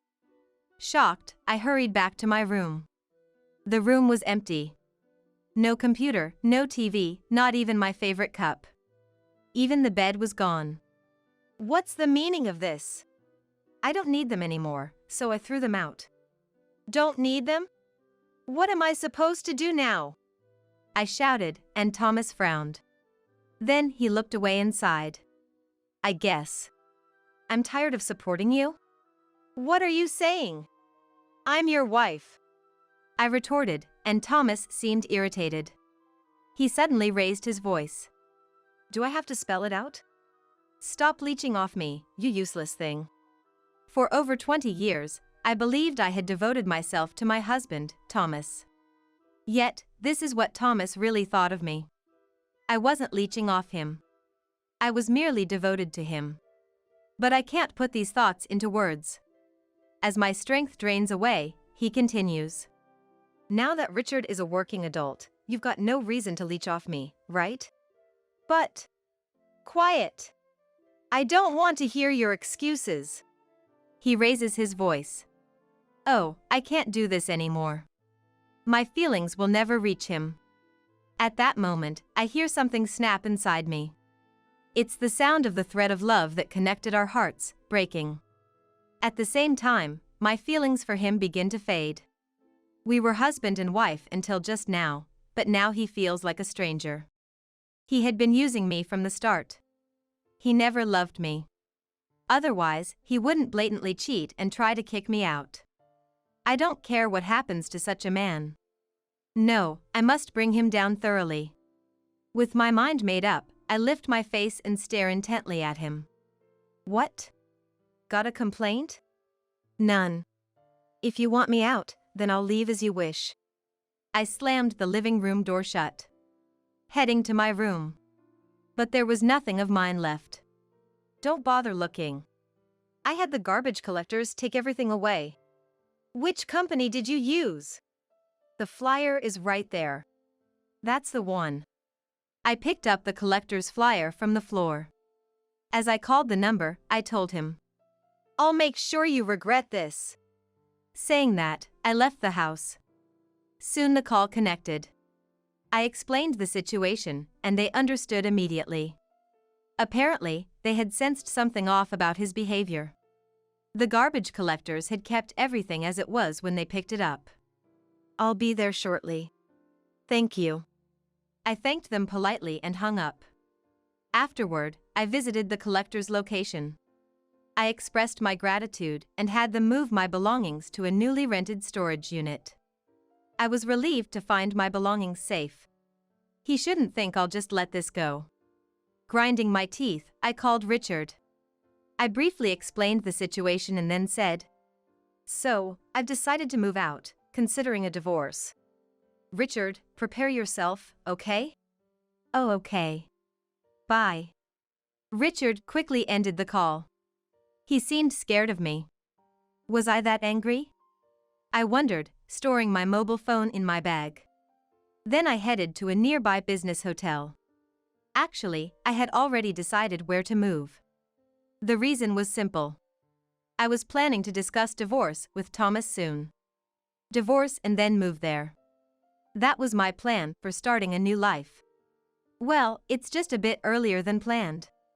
Honestly, I wasn't in trouble. It was just moving things forward by about 2 weeks. 2 weeks in a hotel. What a waste. Can't be helped. But as a housewife, I couldn't help but think it wasteful. Maybe I should bill him for this hotel stay? Well, whatever it is, brace yourself, Thomas. I muttered and then started working on my post-divorce plans. About 10 days into my stay at the business hotel, Thomas called me during lunch. As soon as I answered, Thomas raised his voice. You took my money. What are you talking about? Don't play dumb. It's about Dad's hospital bills. The hospital just called asking for payment. Oh, that's what he's talking about. I sighed as I replied. You should be the one paying, shouldn't you? I'm no longer related to this, having been kicked out. You've been receiving living expenses from me. It should have been paid from there. Yes, that's true. But isn't the debit card for that bank account with you now? I retorted calmly. However, I knew there was no money in that bank account. That's why I couldn't stop laughing. I have the debit card, but there's no money in it. That's why I'm saying you took it. I didn't take anything. Don't lie. Who else could use it? Didn't he realize that he had transferred too little? I replied in disbelief. It was just too little money from the start. If there's no money for the hospital bills, why not use your own allowance? Allowance. He started to panic, visibly confused. It seemed he thought I was unaware. Since the beginning of our marriage, he had been giving me handwritten salary statements. It was to hide the fact that he was siphoning off a portion of his salary. In other words, the skimmed money was his allowance. I once asked Joseph about your salary. How much is Thomas earning? So, that's. He looked puzzled but told me. So, I knew about the skimmed money. As I told him, he fell silent. There was a long silence, making me wonder if the call had dropped. Then suddenly, he raised his voice. What's wrong with using the money I earned? It's your fault for using up the money I gave you. Okay. So? We're getting divorced. I'm going to demand compensation. You'll pay back the money you spent. At that, I sneered. Perfect timing, I had evidence. Now Thomas couldn't escape the truth. I responded with a smile. Oh, thank you. I wanted to get divorced too. Come to my place for the divorce discussion. What? No, but. You want to divorce, right? I've prepared evidence of your affair and am waiting. Though I couldn't see him, his voice sounded strained. Evidence of an affair? What are you talking about? No use pretending. I have the evidence photos. Evidence photos? I could almost see him getting pale. Suppressing my laughter, I continued. Then, I'll give you the address. Let's meet next Sunday to discuss in detail. I gave him the address of a certain location and quickly ended the call. I had successfully set up the divorce confrontation. Now, if only I could make him apologize. Honestly, that would be the trickiest part. I steeled myself for the upcoming meeting. On the promised Sunday. I was already at the meeting place before the scheduled time. I wondered when he would arrive.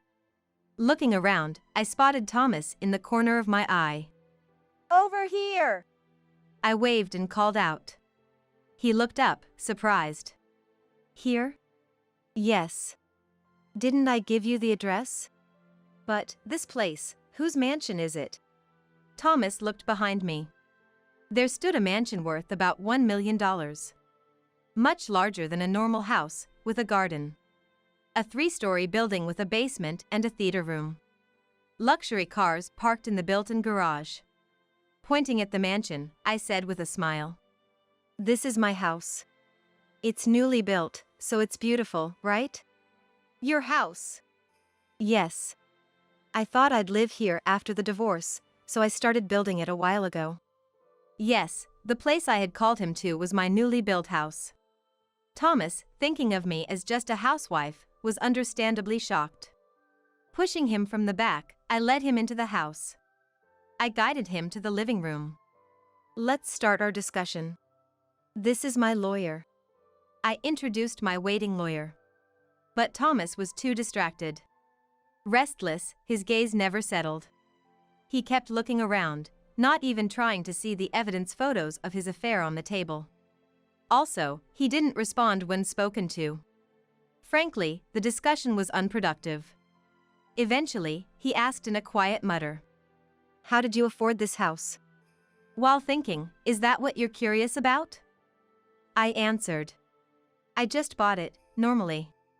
Liar. A housewife can't afford to buy a house. It's said that to buy a $1 million house, one needs an income of around $150,000 per year. But I have that kind of income. So, I answered calmly. I earn that much. Do you have a problem with that? No, but how? I started helping out at a friend's company, and before I knew it, things turned out like this. The story goes back a few years. When I decided to divorce during my father's hospitalization turmoil, I started preparing for it.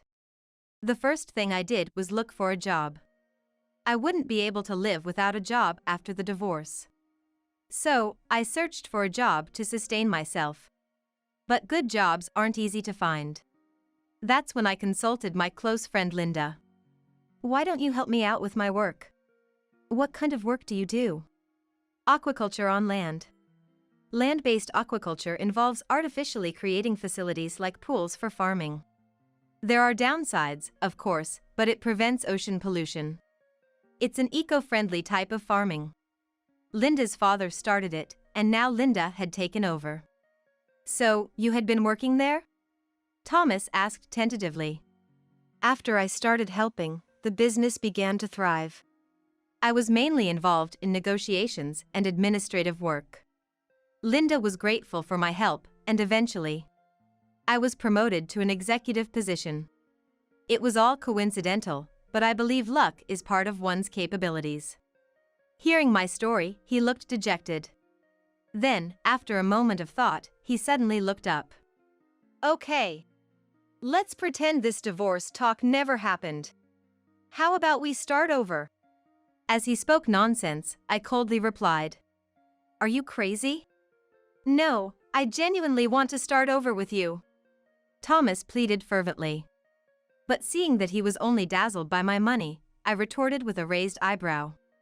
I refuse to be with someone who cheats. And someone who neglects Joseph. No, about my father. Enough. You don't know, but I was the one paying for Joseph's hospital bills. The money Thomas gave me was really just a little. After paying for food, utilities, and other expenses, there was usually nothing left, sometimes not even enough. He only gave me that much. Obviously, there was no way to pay Joseph's hospital bills with it. At first, I managed somehow, but later I paid them with my salary. And yet, you never listened to me or visited Joseph. Well, that's because I can't trust someone like that. I raised my voice, and he fell silent. Then, the lawyer discussed the compensation. Thomas couldn't say anything. He just kept his head down until the end. Eventually, prompted by the lawyer, Thomas signed the divorce papers. The compensation was set at $30,000. So, now that the divorce is settled, you'll pay Joseph's hospital bills. Ah. Thomas nodded reluctantly. At least he didn't argue. I felt relieved. Finally, I sent him away, as if chasing him out. It's over at last. The only regret was that he never apologized. But I had one last card to play. If I played it, he would apologize. Thinking that, a smile crept onto my face. A few days later, after leaving the company, someone called out to me from behind. Hey, Elizabeth! Turning around, I saw Thomas standing there. Don't address me so familiarly. We're divorced. Shut up! What did you do? He looked at me with an angry, red face. His reaction told me everything. Ah, he must have heard that news at the company. I smiled and responded. What do you think I did? Don't joke around. Tell me how you got me fired. He stomped his foot. His frustration amused me, and a smile escaped. Isn't it your own fault? Getting punished for having an affair with the office clerk? His affair partner was a clerk at his company. Apparently, he did whatever he wanted because he was the president. After deciding to divorce, I reported the matter to Joseph. While Joseph regretted our divorce, he was furious about Thomas's actions. When I showed him the affair evidence photos, Joseph became even more angry. Then he said to me, I want to transfer all my company shares to you. To me? What about Thomas's brother? No, to you. Use them to dethrone Thomas from his position as president. That was Joseph's plan. His company is a corporation. For a president or any executive appointment, a shareholders' meeting resolution is necessary. Of course, it can also be decided by a board of directors resolution. However, Joseph's company isn't very large. He holds most of the issued shares. This means that as a shareholder, he could make decisions alone. But it's common for small company presidents to hold the majority of shares. If I inherited all of Joseph's shares, I could exercise the voting rights alone. Nevertheless, Thomas's dismissal wasn't my decision. I informed James about acquiring the shares. And only reported Thomas's affair. The rest was up to James' judgment. James was considerate. James, huh? Why would he do whatever you say? It's not about following my orders. It's about doing what's best for the company. As I said this, Thomas collapsed on the spot. Then, he began to mutter apologies. I was wrong. I'm sorry, please forgive me. I won't. If things stay this way, I'll have no job and be left destitute. That's not my concern. It's all his responsibility. I won't forgive you even if you apologize. Please! Forgive me! I'm begging you! He apologized profoundly right there. I turned my back. Sorry, but there's nothing I can do. Why not? If you own the shares. I sold them to James and his wife. I don't want anything to do with you anymore. At that moment, I heard his sobbing. Of course, I pretended not to hear and walked away. After his dismissal as president, Thomas had to leave the company. He might have stayed if he had been an employee or a working director. But Thomas was arrogant, having joined the company through Joseph's referral. I refused to be an employee. He even said that. So, when he was dismissed, he was kicked out immediately. Now he's working a part-time job at a grocery store, but re-employment at his age is difficult. He's likely to spend his old age in regret and without money. As for me, being divorced allowed me to focus more on my work. There's no talk of remarriage, but I have a few male colleagues. Spring might come again for me. I was thinking about this when Richard called. I'll bring my girlfriend over sometime. That's great. I'm looking forward to it. I failed in marriage, but I don't want Richard to. But I'm sure he'll be fine. Richard is much more sensible than me. This is our castle now. Ha ha ha ha. Can the penniless old lady please leave? She's in the way. That's what my brother and his wife said, trying to kick us out. I was completely appalled by my brother's ingratitude after letting him have his way for so long. Mom will live with me. I won't let her see you ever again, no matter what happens. When I said that, my brother and his wife laughed triumphantly. Even as I sat in the driver's seat and put Mom in my car, my anger towards them lingered. Then, my mom, smiling gently, looked at me in the rearview mirror and said, "That child is finished." I'm Alice, a 28-year-old office worker. Since graduating from college, I've been living on my own. I used to dream about living alone, and starting a new life was exciting at first. But being away from home made me really appreciate my parents, and I started to miss them. So, I often returned home to see Mom and Dad. Back again? They would say, but I could tell they were happy to see their daughter. Even after becoming a company employee, I visited them often, realizing how much they had aged. Dad, who used to be so active, started moving more slowly after turning 60, and Mom's taste in clothes had changed. But their relationship was still strong, and I hope to have a marriage like theirs someday. Well, I'm at the right age for marriage now, but I haven't found someone yet. Mom keeps saying, "I hope you find someone nice soon," it is said. But I'm not in a hurry. I think it's okay if I marry in my 30s. For now, I'm focused on my career and studying for qualifications for a promotion. Visiting home is a great way for me to relax. But then, something unexpected happened. It was during work, when I got a sudden call from Mom. She never calls during work, so I had a bad feeling.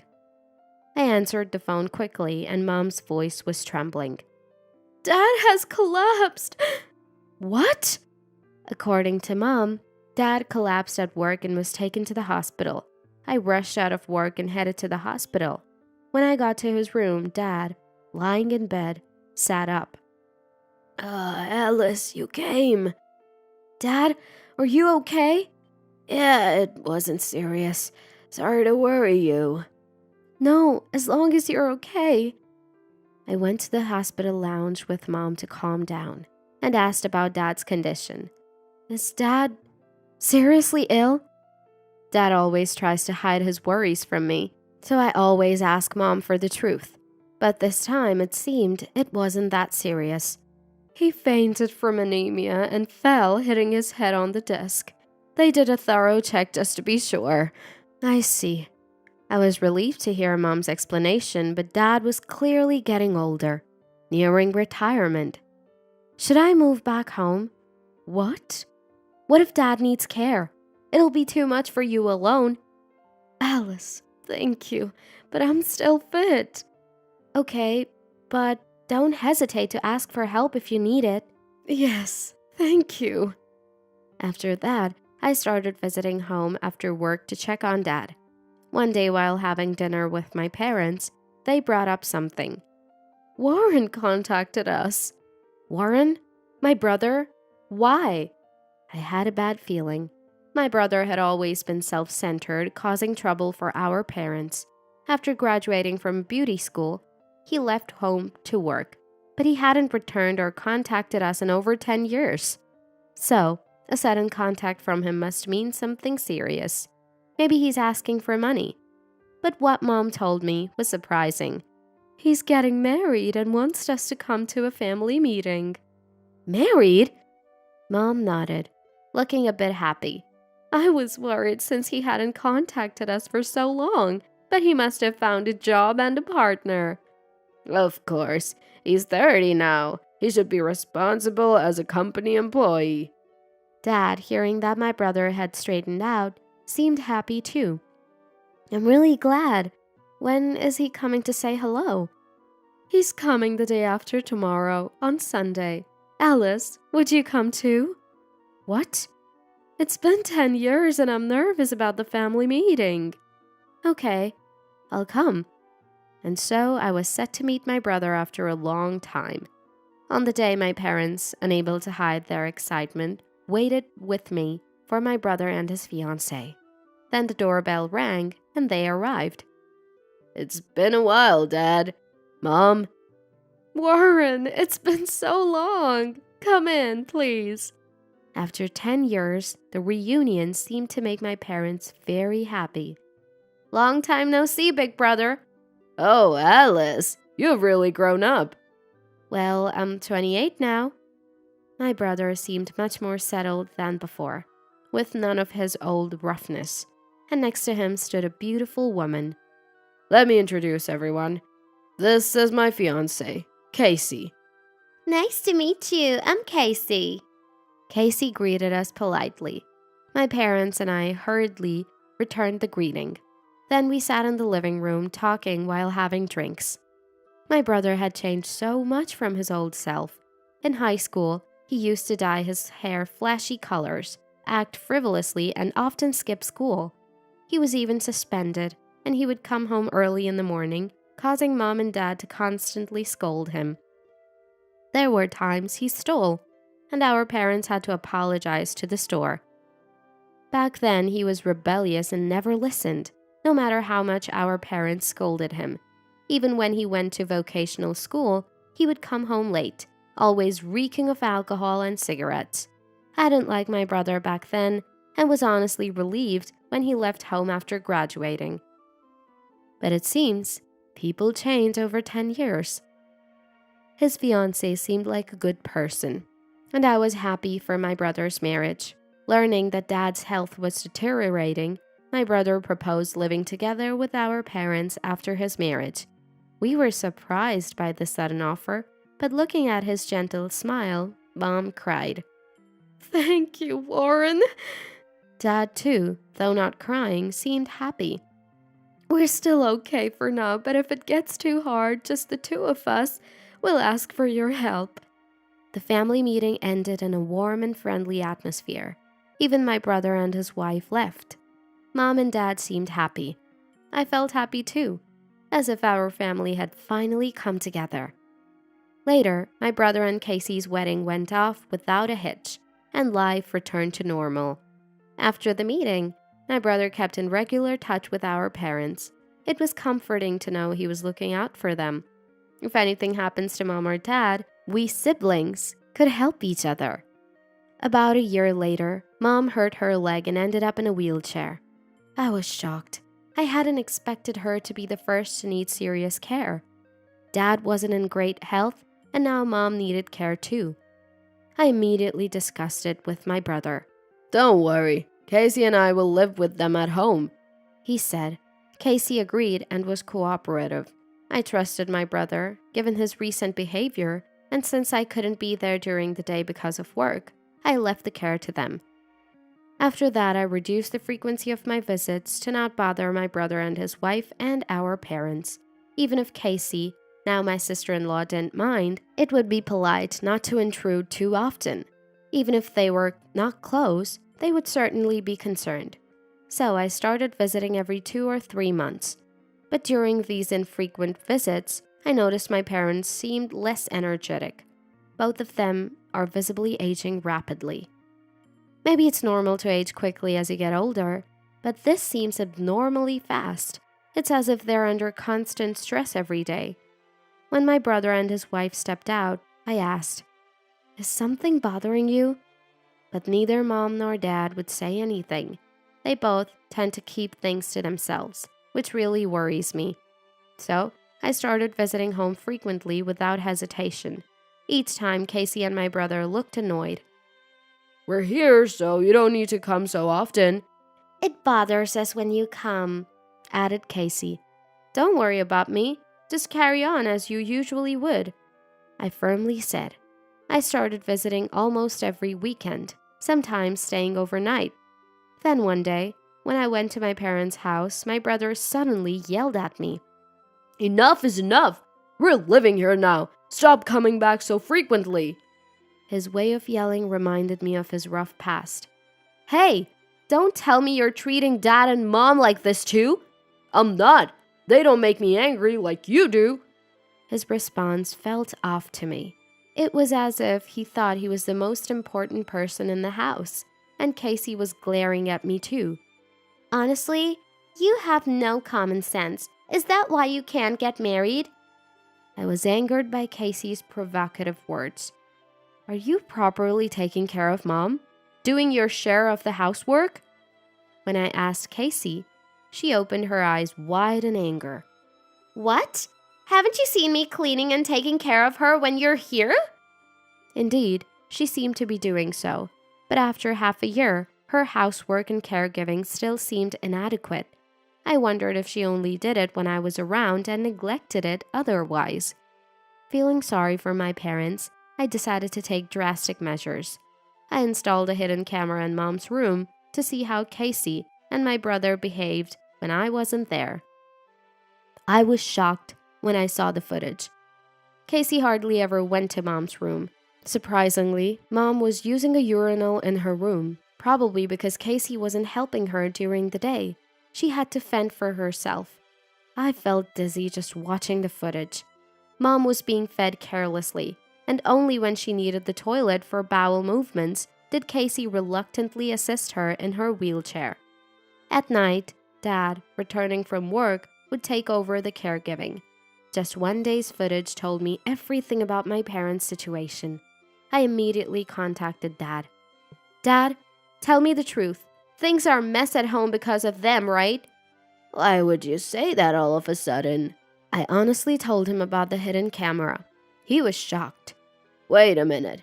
I didn't know Mom was going through this during the day. Apparently, Dad was asked to help only at night, after returning from work. Casey seemed to be careless with housework, and Dad thought my comments were about that. He had been told by my brother and Casey that they were taking good care of Mom, never suspecting they were neglecting her. I went to my parents' house and confronted my brother and his wife with Dad. They defiantly responded, She's not dead, so it's fine. You're overreacting. Dad became furious before I could. Don't joke around. Before she's your mom, she's my precious wife. I won't let you hurt her anymore. Get out of here now. My brother and his wife were shocked by Dad's intense anger. They protested about being asked to leave immediately, but Dad was unyielding. Eventually, they left begrudgingly. They probably wanted to live in the family home to save on rent and live comfortably. My brother likely told Casey it was okay to care for our parents carelessly, changing their appearance to seem responsible, and then taking advantage of us like this was despicable. Dad and I immediately apologized to Mom. Mom said, It's okay. I should have spoken up sooner. Then she apologized to us. After that, we changed the locks so my brother and his wife couldn't enter, and I moved back home. Dad and I shared the care for Mom, and we lived happily together. But then, Dad suffered a heart attack and passed away. Mom was devastated by Dad's loss. I couldn't stop crying either. But, with funeral arrangements to make, I couldn't afford to cry forever. I bravely handled the funeral preparations by myself. Many people admired Dad, so the funeral was well attended. Regrettably, my brother and his wife also came, since they're family. But my brother had returned to his flashy hair color, and Casey was also dressed and made up flashily. Probably, now they didn't have to please our parents. They reverted to their true selves. I tried to avoid them as much as possible, but after the funeral, a lawyer opened Dad's will, so I had to reluctantly have my brother and his wife attend. My brother said, I bet it's just complaints about me, but I'll make sure to get my share of the inheritance. He looked bored. But when the lawyer read Dad's will, we were all shocked. It contained a surprise. It stated that Mom and I would each get half of Dad's savings and my brother would inherit the family home. It's a large and objectively nice house. My brother and his wife were surprised to inherit it. They quickly became overjoyed and childish. Ha! Is this for real? The house is ours now? I can't believe our initial plan worked out like this. Let's move in right away. Hey, you guys, get out fast. This is our castle now. Can the penniless old lady please leave? She's in the way. So, my ungrateful brother and his wife, having had their way for so long, tried to kick us out. I was utterly disgusted by their attitude. But why did Dad leave the house to my brother? Despite everything, was the bond of father and son still important to him? I couldn't stop thinking about it. Let's go back and pack up, Alice. Warren and his wife will probably come soon. Okay. Indeed, my brother and his wife would likely come to the house at their convenience and force us out. Mom and I quickly contracted a barrier-free condominium and prepared to move. A few days later, my brother and his wife did come. Are you still here? Get out quickly! While I was disgusted by their selfish attitude, I calmly dealt with the situation. Mom will live with me. I won't let her see you ever again, no matter what happens. As I said this, my brother and his wife laughed triumphantly. We don't want to see her anyway. Getting rid of the nuisance and getting this house is the best! I didn't want to see their despicable smiling faces anymore, so I took the remaining belongings and left the house. Even as I sat in the driver's seat and put Mom in the car, my anger towards them lingered. Why did Dad grant such a favor to my brother? Then Mom, smiling gently, looked at me in the rear-view mirror and said, "That child is finished." What do you mean? That house was quite expensive at the time, so there's still about 20 years of mortgage payments left. What? Warren doesn't seem to work much, so I doubt he can manage the mortgage payments. Besides, the house's value has dropped significantly, so even if they sell it, it won't cover the mortgage, and they'll end up with a considerable debt. Hearing this, everything made sense to me. So, Dad, he probably foresaw this and intentionally left the house to Warren as a form of revenge. It turned out to be Dad's way of getting back at my brother. Dad left only the house to my brother as his inheritance. He passed on the rest of the savings and assets to Mom and me. Effectively, my brother inherited nothing but debt. A month later, my brother contacted me. Hey, let me see Mom. Huh? Didn't you say you didn't need to see her anymore? It's an emergency. About the house's mortgage, maybe? How did you know? Mom told me. There's still 20 years of mortgage left. But you guys chose to inherit and live in that house, so there's nothing we can do. Don't joke. If I knew about the mortgage, I would have refused. It's too late now, and it's all your own doing. After all the horrible things you did to Mom, do you really think Dad would forgive you? You thought too conveniently. You might as well suffer in your dead hell. I said that and hung up the phone. Thus, my brother and his wife were burdened with debt and had to live a poor life in a large house. As for Mom and me, thanks to Dad's considerable savings, Mom's investments over the years, and my substantial earnings from work, we were honestly quite wealthy. It looks like my retirement is secure. So, I quit my job and transitioned to a life of investment. Now I'm caring for Mom and living a relaxed life with her. I'm thinking of finding a new hobby and enjoying life from now on. My name is Nina. Recently, I found a kitten near my house, and it's so adorable that I, a 35-year-old, am completely smitten. Why do small things have such a purifying effect on the heart? I used to be surprised when celebrities on TV said they loved sucking on cats' ears, but now I sort of understand that feeling. Well, enough about being captivated by a cat. What I'm going to talk about is the story of my ex-husband Ralph being captivated by another woman. Please listen to this. It was 6 years ago. I was in my second year of marriage with Ralph and was just getting used to being a wife. Things were going smoothly, but it was around this time that it started. Ralph began coming home later and later. There were various reasons for his late returns, Sometimes it was simply overtime, helping a junior colleague with a mistake, or attending business dinners. However, Ralph's job doesn't usually involve much overtime, and not many newcomers join his workplace. Entertaining clients is more of a task for higher-level bosses. It's unlikely for someone in his position to have daily overtime for these reasons. The cause must be one of the following. Number 1, a monster newbie who makes unbelievable mistakes every day has joined. Number 2, he is doing something he can't tell his wife about. If it's not number 1, then it's number 2. Naturally, I found it suspicious, but there was no concrete evidence to support my suspicions. Above all, I didn't want to face the reality myself.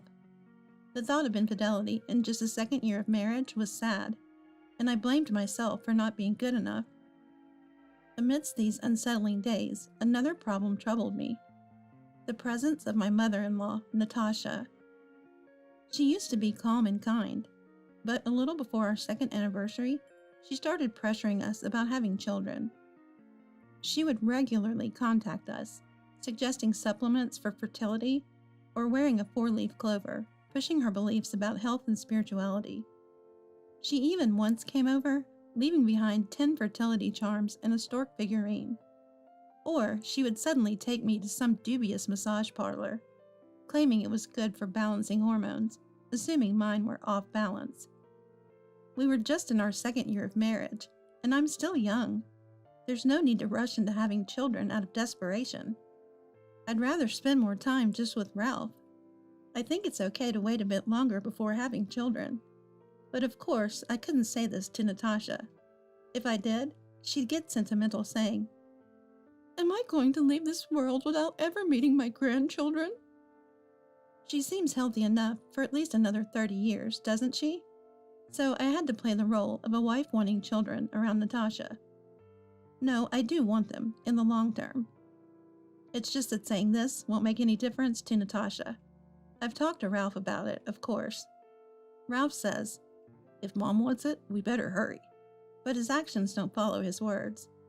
His routine has become coming home late, immediately taking a bath, eating, and then going straight to sleep. Where's the opportunity to make a child in such a routine? Even observing his behavior, I don't think Ralph genuinely wants a child that much. But Ralph, he tends to be completely obedient to Natasha, almost subservient. Even our current house, despite our tight finances, we bought a single-family home because Natasha once said, "If I were to live with you two in the future, it should be in a house." Even though he was adamant about an apartment before because of the financial strain. So probably regarding a child, he's more interested in fulfilling Natasha's wishes than his own. If I were to get pregnant in such circumstances, I can clearly see that I wouldn't get much help from Ralph, and I'd have to handle everything alone. It was not a good environment to welcome a child. While skillfully dodging Natasha's persistent questions and struggling with my unresponsive husband Ralph, a certain day came. I noticed the scent of a woman's perfume on Ralph's shirt when he returned home. Of course I asked, "You smell nice. What's that about?" I knew better than to accuse him outright. Just a scent wasn't enough evidence. As expected, Ralph replied harmlessly, "Maybe it's from the accounting clerk. I pointed out a mistake in her expense report today." His face was clearly pale, though. His behavior became increasingly suspicious, constantly checking his phone, even taking it to the bathroom and shower, and now this scent on his shirt? I desperately wanted to get things clear.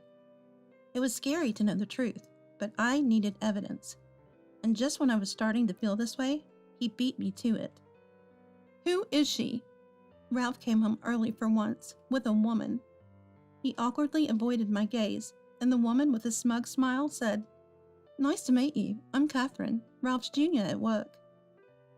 She introduced herself as Catherine, intertwining her arm with Ralph's. "She's pregnant.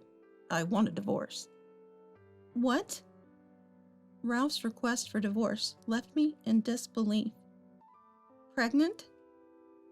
An affair, and now a child with another woman, while we don't have any children? How? Why a divorce? We've only been married for 2 years. Is she really pregnant? It's true. I've been seeing Catherine for about 6 months. She's carrying my child. Even Mom knows and is happy about her grandchild. She said it's better if I divorce you. I think I'll follow her advice. Wait, what? This doesn't make sense. I'll pay alimony. Just name your price. Please, let's get divorced. I felt so sad when Ralph apologized deeply, wanting to leave me so desperately. Suddenly being confronted with his infidelity, and that he had a child on the way. Even as we discussed alimony, I couldn't grasp the situation.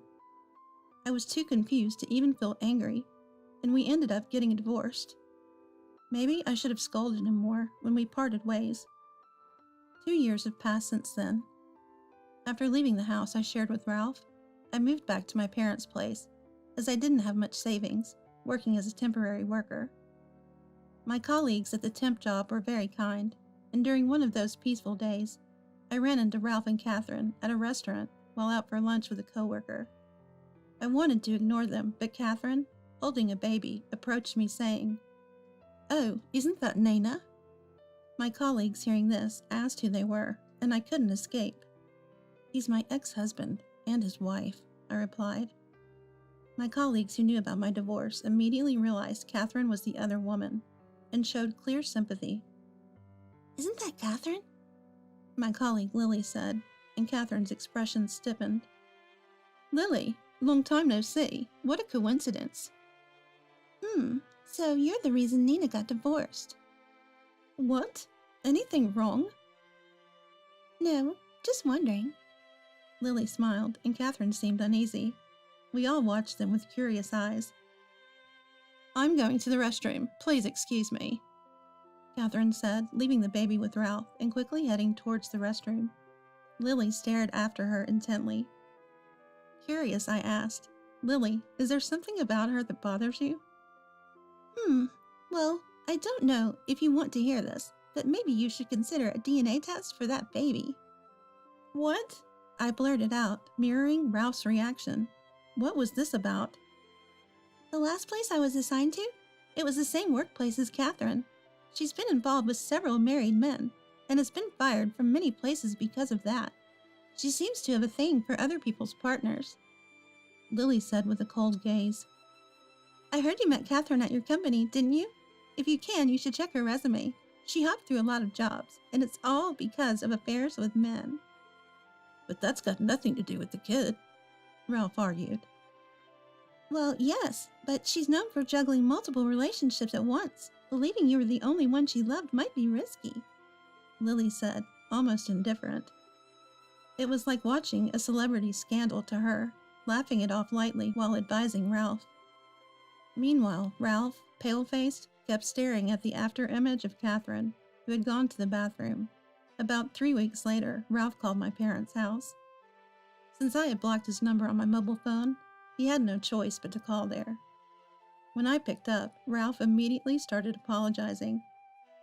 "I got suspicious after what your colleague said and checked the baby's paternity. It's not mine." Ralph's voice faded, but at this point, I couldn't care less. He was like an old, unwanted husband to me. I'm more interested in cats than human men. When did I start neglecting you? Even then you loved me," Ralph said. No. If I had found the evidence of your cheating first, it would have been over, even for me. We were both fools, weren't we? "The child I thought was mine isn't mine, but Mom thinks it's her grandchild. Don't you feel sorry? I can't bear to keep this truth from her. You must feel bad, too, about your ex-mother-in-law suffering like this." "No, I feel more like laughing. It's funny. After all, she's the one who encouraged you to leave me for someone who's pregnant, right?" "You understand what I'm feeling, right?" "What, are you hungry or something?" "No. Don't you understand why I called you just to hear your voice?" "I don't understand, and I don't want to understand. If I receive radio waves that can read your heart, I'll probably go astray." "I can't catch it, okay? Listen carefully. I still love you. Let's have a child together." Ew. I couldn't help but express my disgust. I felt a chill, imagining Ralph thinking, She'll surely agree now. How can he think I'd fall for him after being discarded like that? This man, practically worthless in the market, and such a creepy way to woo someone. It's almost reportable. Right after the divorce, I was disoriented and sad, sure. But now, I often think it was good that we split. What makes him think such a frivolous thought? If you respond to my feelings, I'll leave Catherine and start a new rosy life with you. Huh? So if I don't respond, he'll just go back to Catherine like nothing happened? Playing it safe, huh? But in a way, this was an opportunity, so I responded to Ralph. You'll treasure me, huh? Well, then you'll have to declare your divorce to Catherine, won't you? You'll respond to my feelings? Thank you. I understand. I'll arrange a day to meet Catherine. Come to my house. Ralph, overjoyed, quickly arranged a meeting. 2 days later, I met Ralph and we headed to the house where he lived with Catherine. Seeing Catherine's startled face upon seeing Ralph. Why, Nina! I understand that feeling. I was just as stunned the day I was declared divorced. Nodding in agreement, I thought deeply. Catherine, I've looked into your past relationships, and I found out Marty isn't my son, so I can't live with you anymore. What? Marty was the son of Catherine and Ralph. Catherine was terribly upset by Ralph's sudden declaration. Wait, why are you saying this all of a sudden? Marty is your son. Weren't you going to go out with a senior at work around that time? Besides me? That was just, I was invited. He was my boss. I didn't do anything. No need for excuses now. You've deceived me, and you'll pay for it. I'll file for divorce and demand compensation. Don't decide everything on your own. I've already decided. I'm going to settle things with you and start over with Nina. I'll give Mom the grandchild she deserves. What's that? Natasha is more important to you than me? Of course. I almost burst out laughing. It seems Catherine still doesn't know Ralph's true nature. There's a lot I want to say, but patience for now. Is that okay with you, Nina? Getting back with a man who betrayed you? You're too convenient. I value my happiness. I replied to Catherine's furious accusation with a calm smile.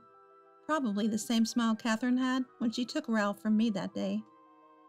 Unbelievable. Are you serious? Catherine panicked. Your complaints are pointless. We've decided to get back together, Catherine, so no complaining. You're the worst. Fine then. I'll divorce you. I'll take every penny I can get from you. What? Compensation? You won't get a dime. You're the one at fault. Ralph snorted at Catherine. Knowing he could marry me gave him confidence. That's because... Catherine tried to argue.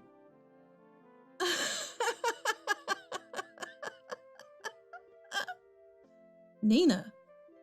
Catherine and Ralph were surprised by my sudden laughter. I couldn't help but laugh at such an amusing scene.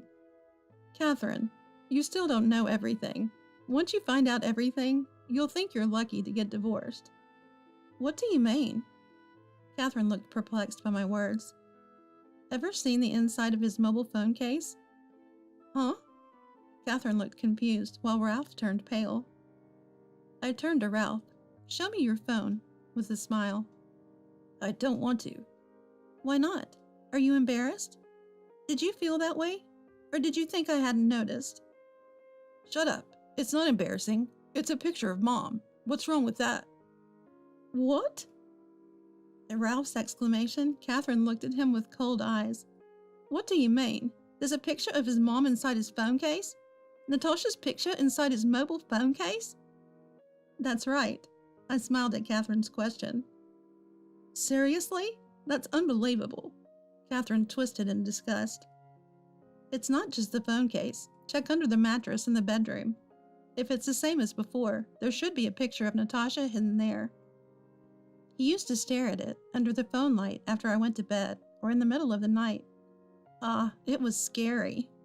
Yikes! Catherine, who let out a scream, ran to the bedroom and after a short shriek, came back to the entrance. It was really there. See? Ralph stared at our exchange with a stunned face. No, parents are important. You guys hang up photos too, right? Ralph yelled. There's a difference between hanging and carrying them around. Right, Catherine agreed with my comment, clearly on my side now. Catherine is now completely on our side. Catherine, you probably don't know, but sometimes this guy talks in his sleep. Like, Mommy, let me sit on your lap. That's why I realized it was good to have divorced him. At first, I just thought he was a bit quirky. The first of his kind I had ever met. But once I was away, I realized what a real mama's boy he was. I was the empress of the mama's boy empire, and now you're the current empress. All hail the emperor! Ugh! Catherine's look of physical revulsion made Ralph's face turn red. Shut up! Shut up! Shut up! Unlike you, my mom is perfect. She's like a goddess to me. Right. The authority of the mama's boy emperor, bestowed by a goddess. Catherine burst into laughter at my calm retort. What are you saying? I won't tolerate anyone who wants to marry me making fun of Mom. Kneel and apologize. Marry? No thanks. What? Ralph and Catherine were both surprised. It seemed they both really thought I was going to get back with Ralph. Well, I had acted like it. They would have been troubled if they hadn't believed it. I never said anything about getting back together. Didn't you notice? I just came to expose your mama's boy tendencies. Also, I thought if Ralph was going to end things with Catherine anyway, I might as well make a big scene. When we divorced, I was too stunned to say anything. Taking this chance to get a little revenge wouldn't bring down divine punishment, right? You're the worst. I trusted you. Worst? Who? Where? You were the one who had a child with another woman and decided to divorce me because Mom wanted a grandchild. Who's the worst now? Don't underestimate women. Think dangling marriage will make us swoon? You're now an emperor abandoned by his empress, you failure. Who's a failure? Sorry, my mistake. You're a mama's boy monster. Forget it. I won't check back with you. I'd rather continue my marriage with Catherine than that. As if I had any intention of getting back together. What nonsense, I thought. Just as I was about to voice my disbelief, Catherine spoke up. No, that's fine. Let's divorce, she said wearily. Huh? Ralph deflated. He probably didn't expect Catherine, who had been trying to stop the divorce until a moment ago, to agree to it so easily. Ugh, I'm sick of it all. Didn't know he was such a mama's boy. Shocking. Can't do it now that I know the truth. And you think I'm the better option? Wait, Catherine. Ralph desperately tried to grab Catherine's arm, but she rejected his touch. So that settles it. None of us will get back with Ralph. I smiled, Catherine laughed, and Ralph sobbed. Oh, right. There was one more thing. Ralph and Catherine looked puzzled at my words. The child you and Catherine have is probably genuinely yours. Well, we can't be sure without a DNA test. Ralph quickly interjected. What do you mean? A colleague of mine, Lily, personally got curious and inquired about the circumstances when you and Catherine met. Our company, being a large temp agency, still has several employees deployed at your company, so we had some connections. As a result, we found out quite a bit. What did you find out? Just as Catherine said earlier, there was a boss who persistently invited her to dinner, but Catherine was more troubled by him than anything. There was nothing going on between them. Catherine had been dating and seemed settled lately. Her wild days were a thing of the past. Lily even apologized, thinking she might have caused unnecessary worry with her misunderstanding. Catherine looked uncomfortable at my words, staying silent. It seemed to be true. How ironic that her husband Ralph didn't believe her, but his ex-wife did. So the child is really mine? I've been saying that all along. Don't think apologizing now will change anything. I've already decided to divorce and make sure I get the child support. Wait, Catherine, I was wrong. Ralph was desperately pleading with Catherine, but she was not listening. That's what happens when someone tries to have everything going back and forth. Learn some shame. Later, Catherine divorced Ralph, as declared, and got a hefty child support. Ralph had bought a house when he was married to me, but after the divorce, he sold it for a low price. He remarried Catherine, and while paying me compensation, struggled to start a new life, soon running out of money. Moreover, he drove out Catherine, an innocent woman, to remarry his ex-wife. Naturally, Catherine demanded compensation.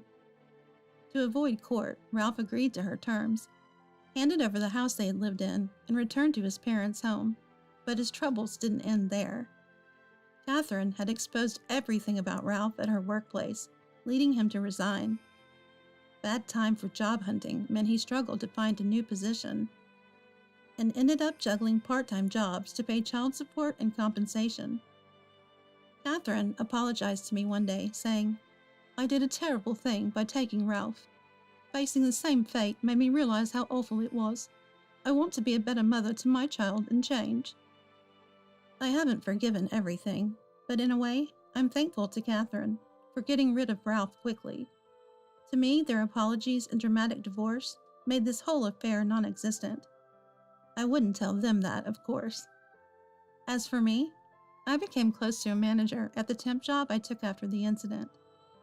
Married? After a bitter experience like that, I'm not eager to jump into marriage again. We go out for meals and outings, but he's not even my boyfriend yet. I enjoy his company, but I've also found peace in being alone. I refuse to live a life controlled by someone else. I'm enjoying a freer life now, going out with colleagues, attending drinking parties, and concerts with fellow music fans. It's not flashy, but I feel much more radiant than when I worried about a cheating husband or having children. For now, the kitten I just found might as well be my lover. I'm happiest alone for the first time. Solo life is great.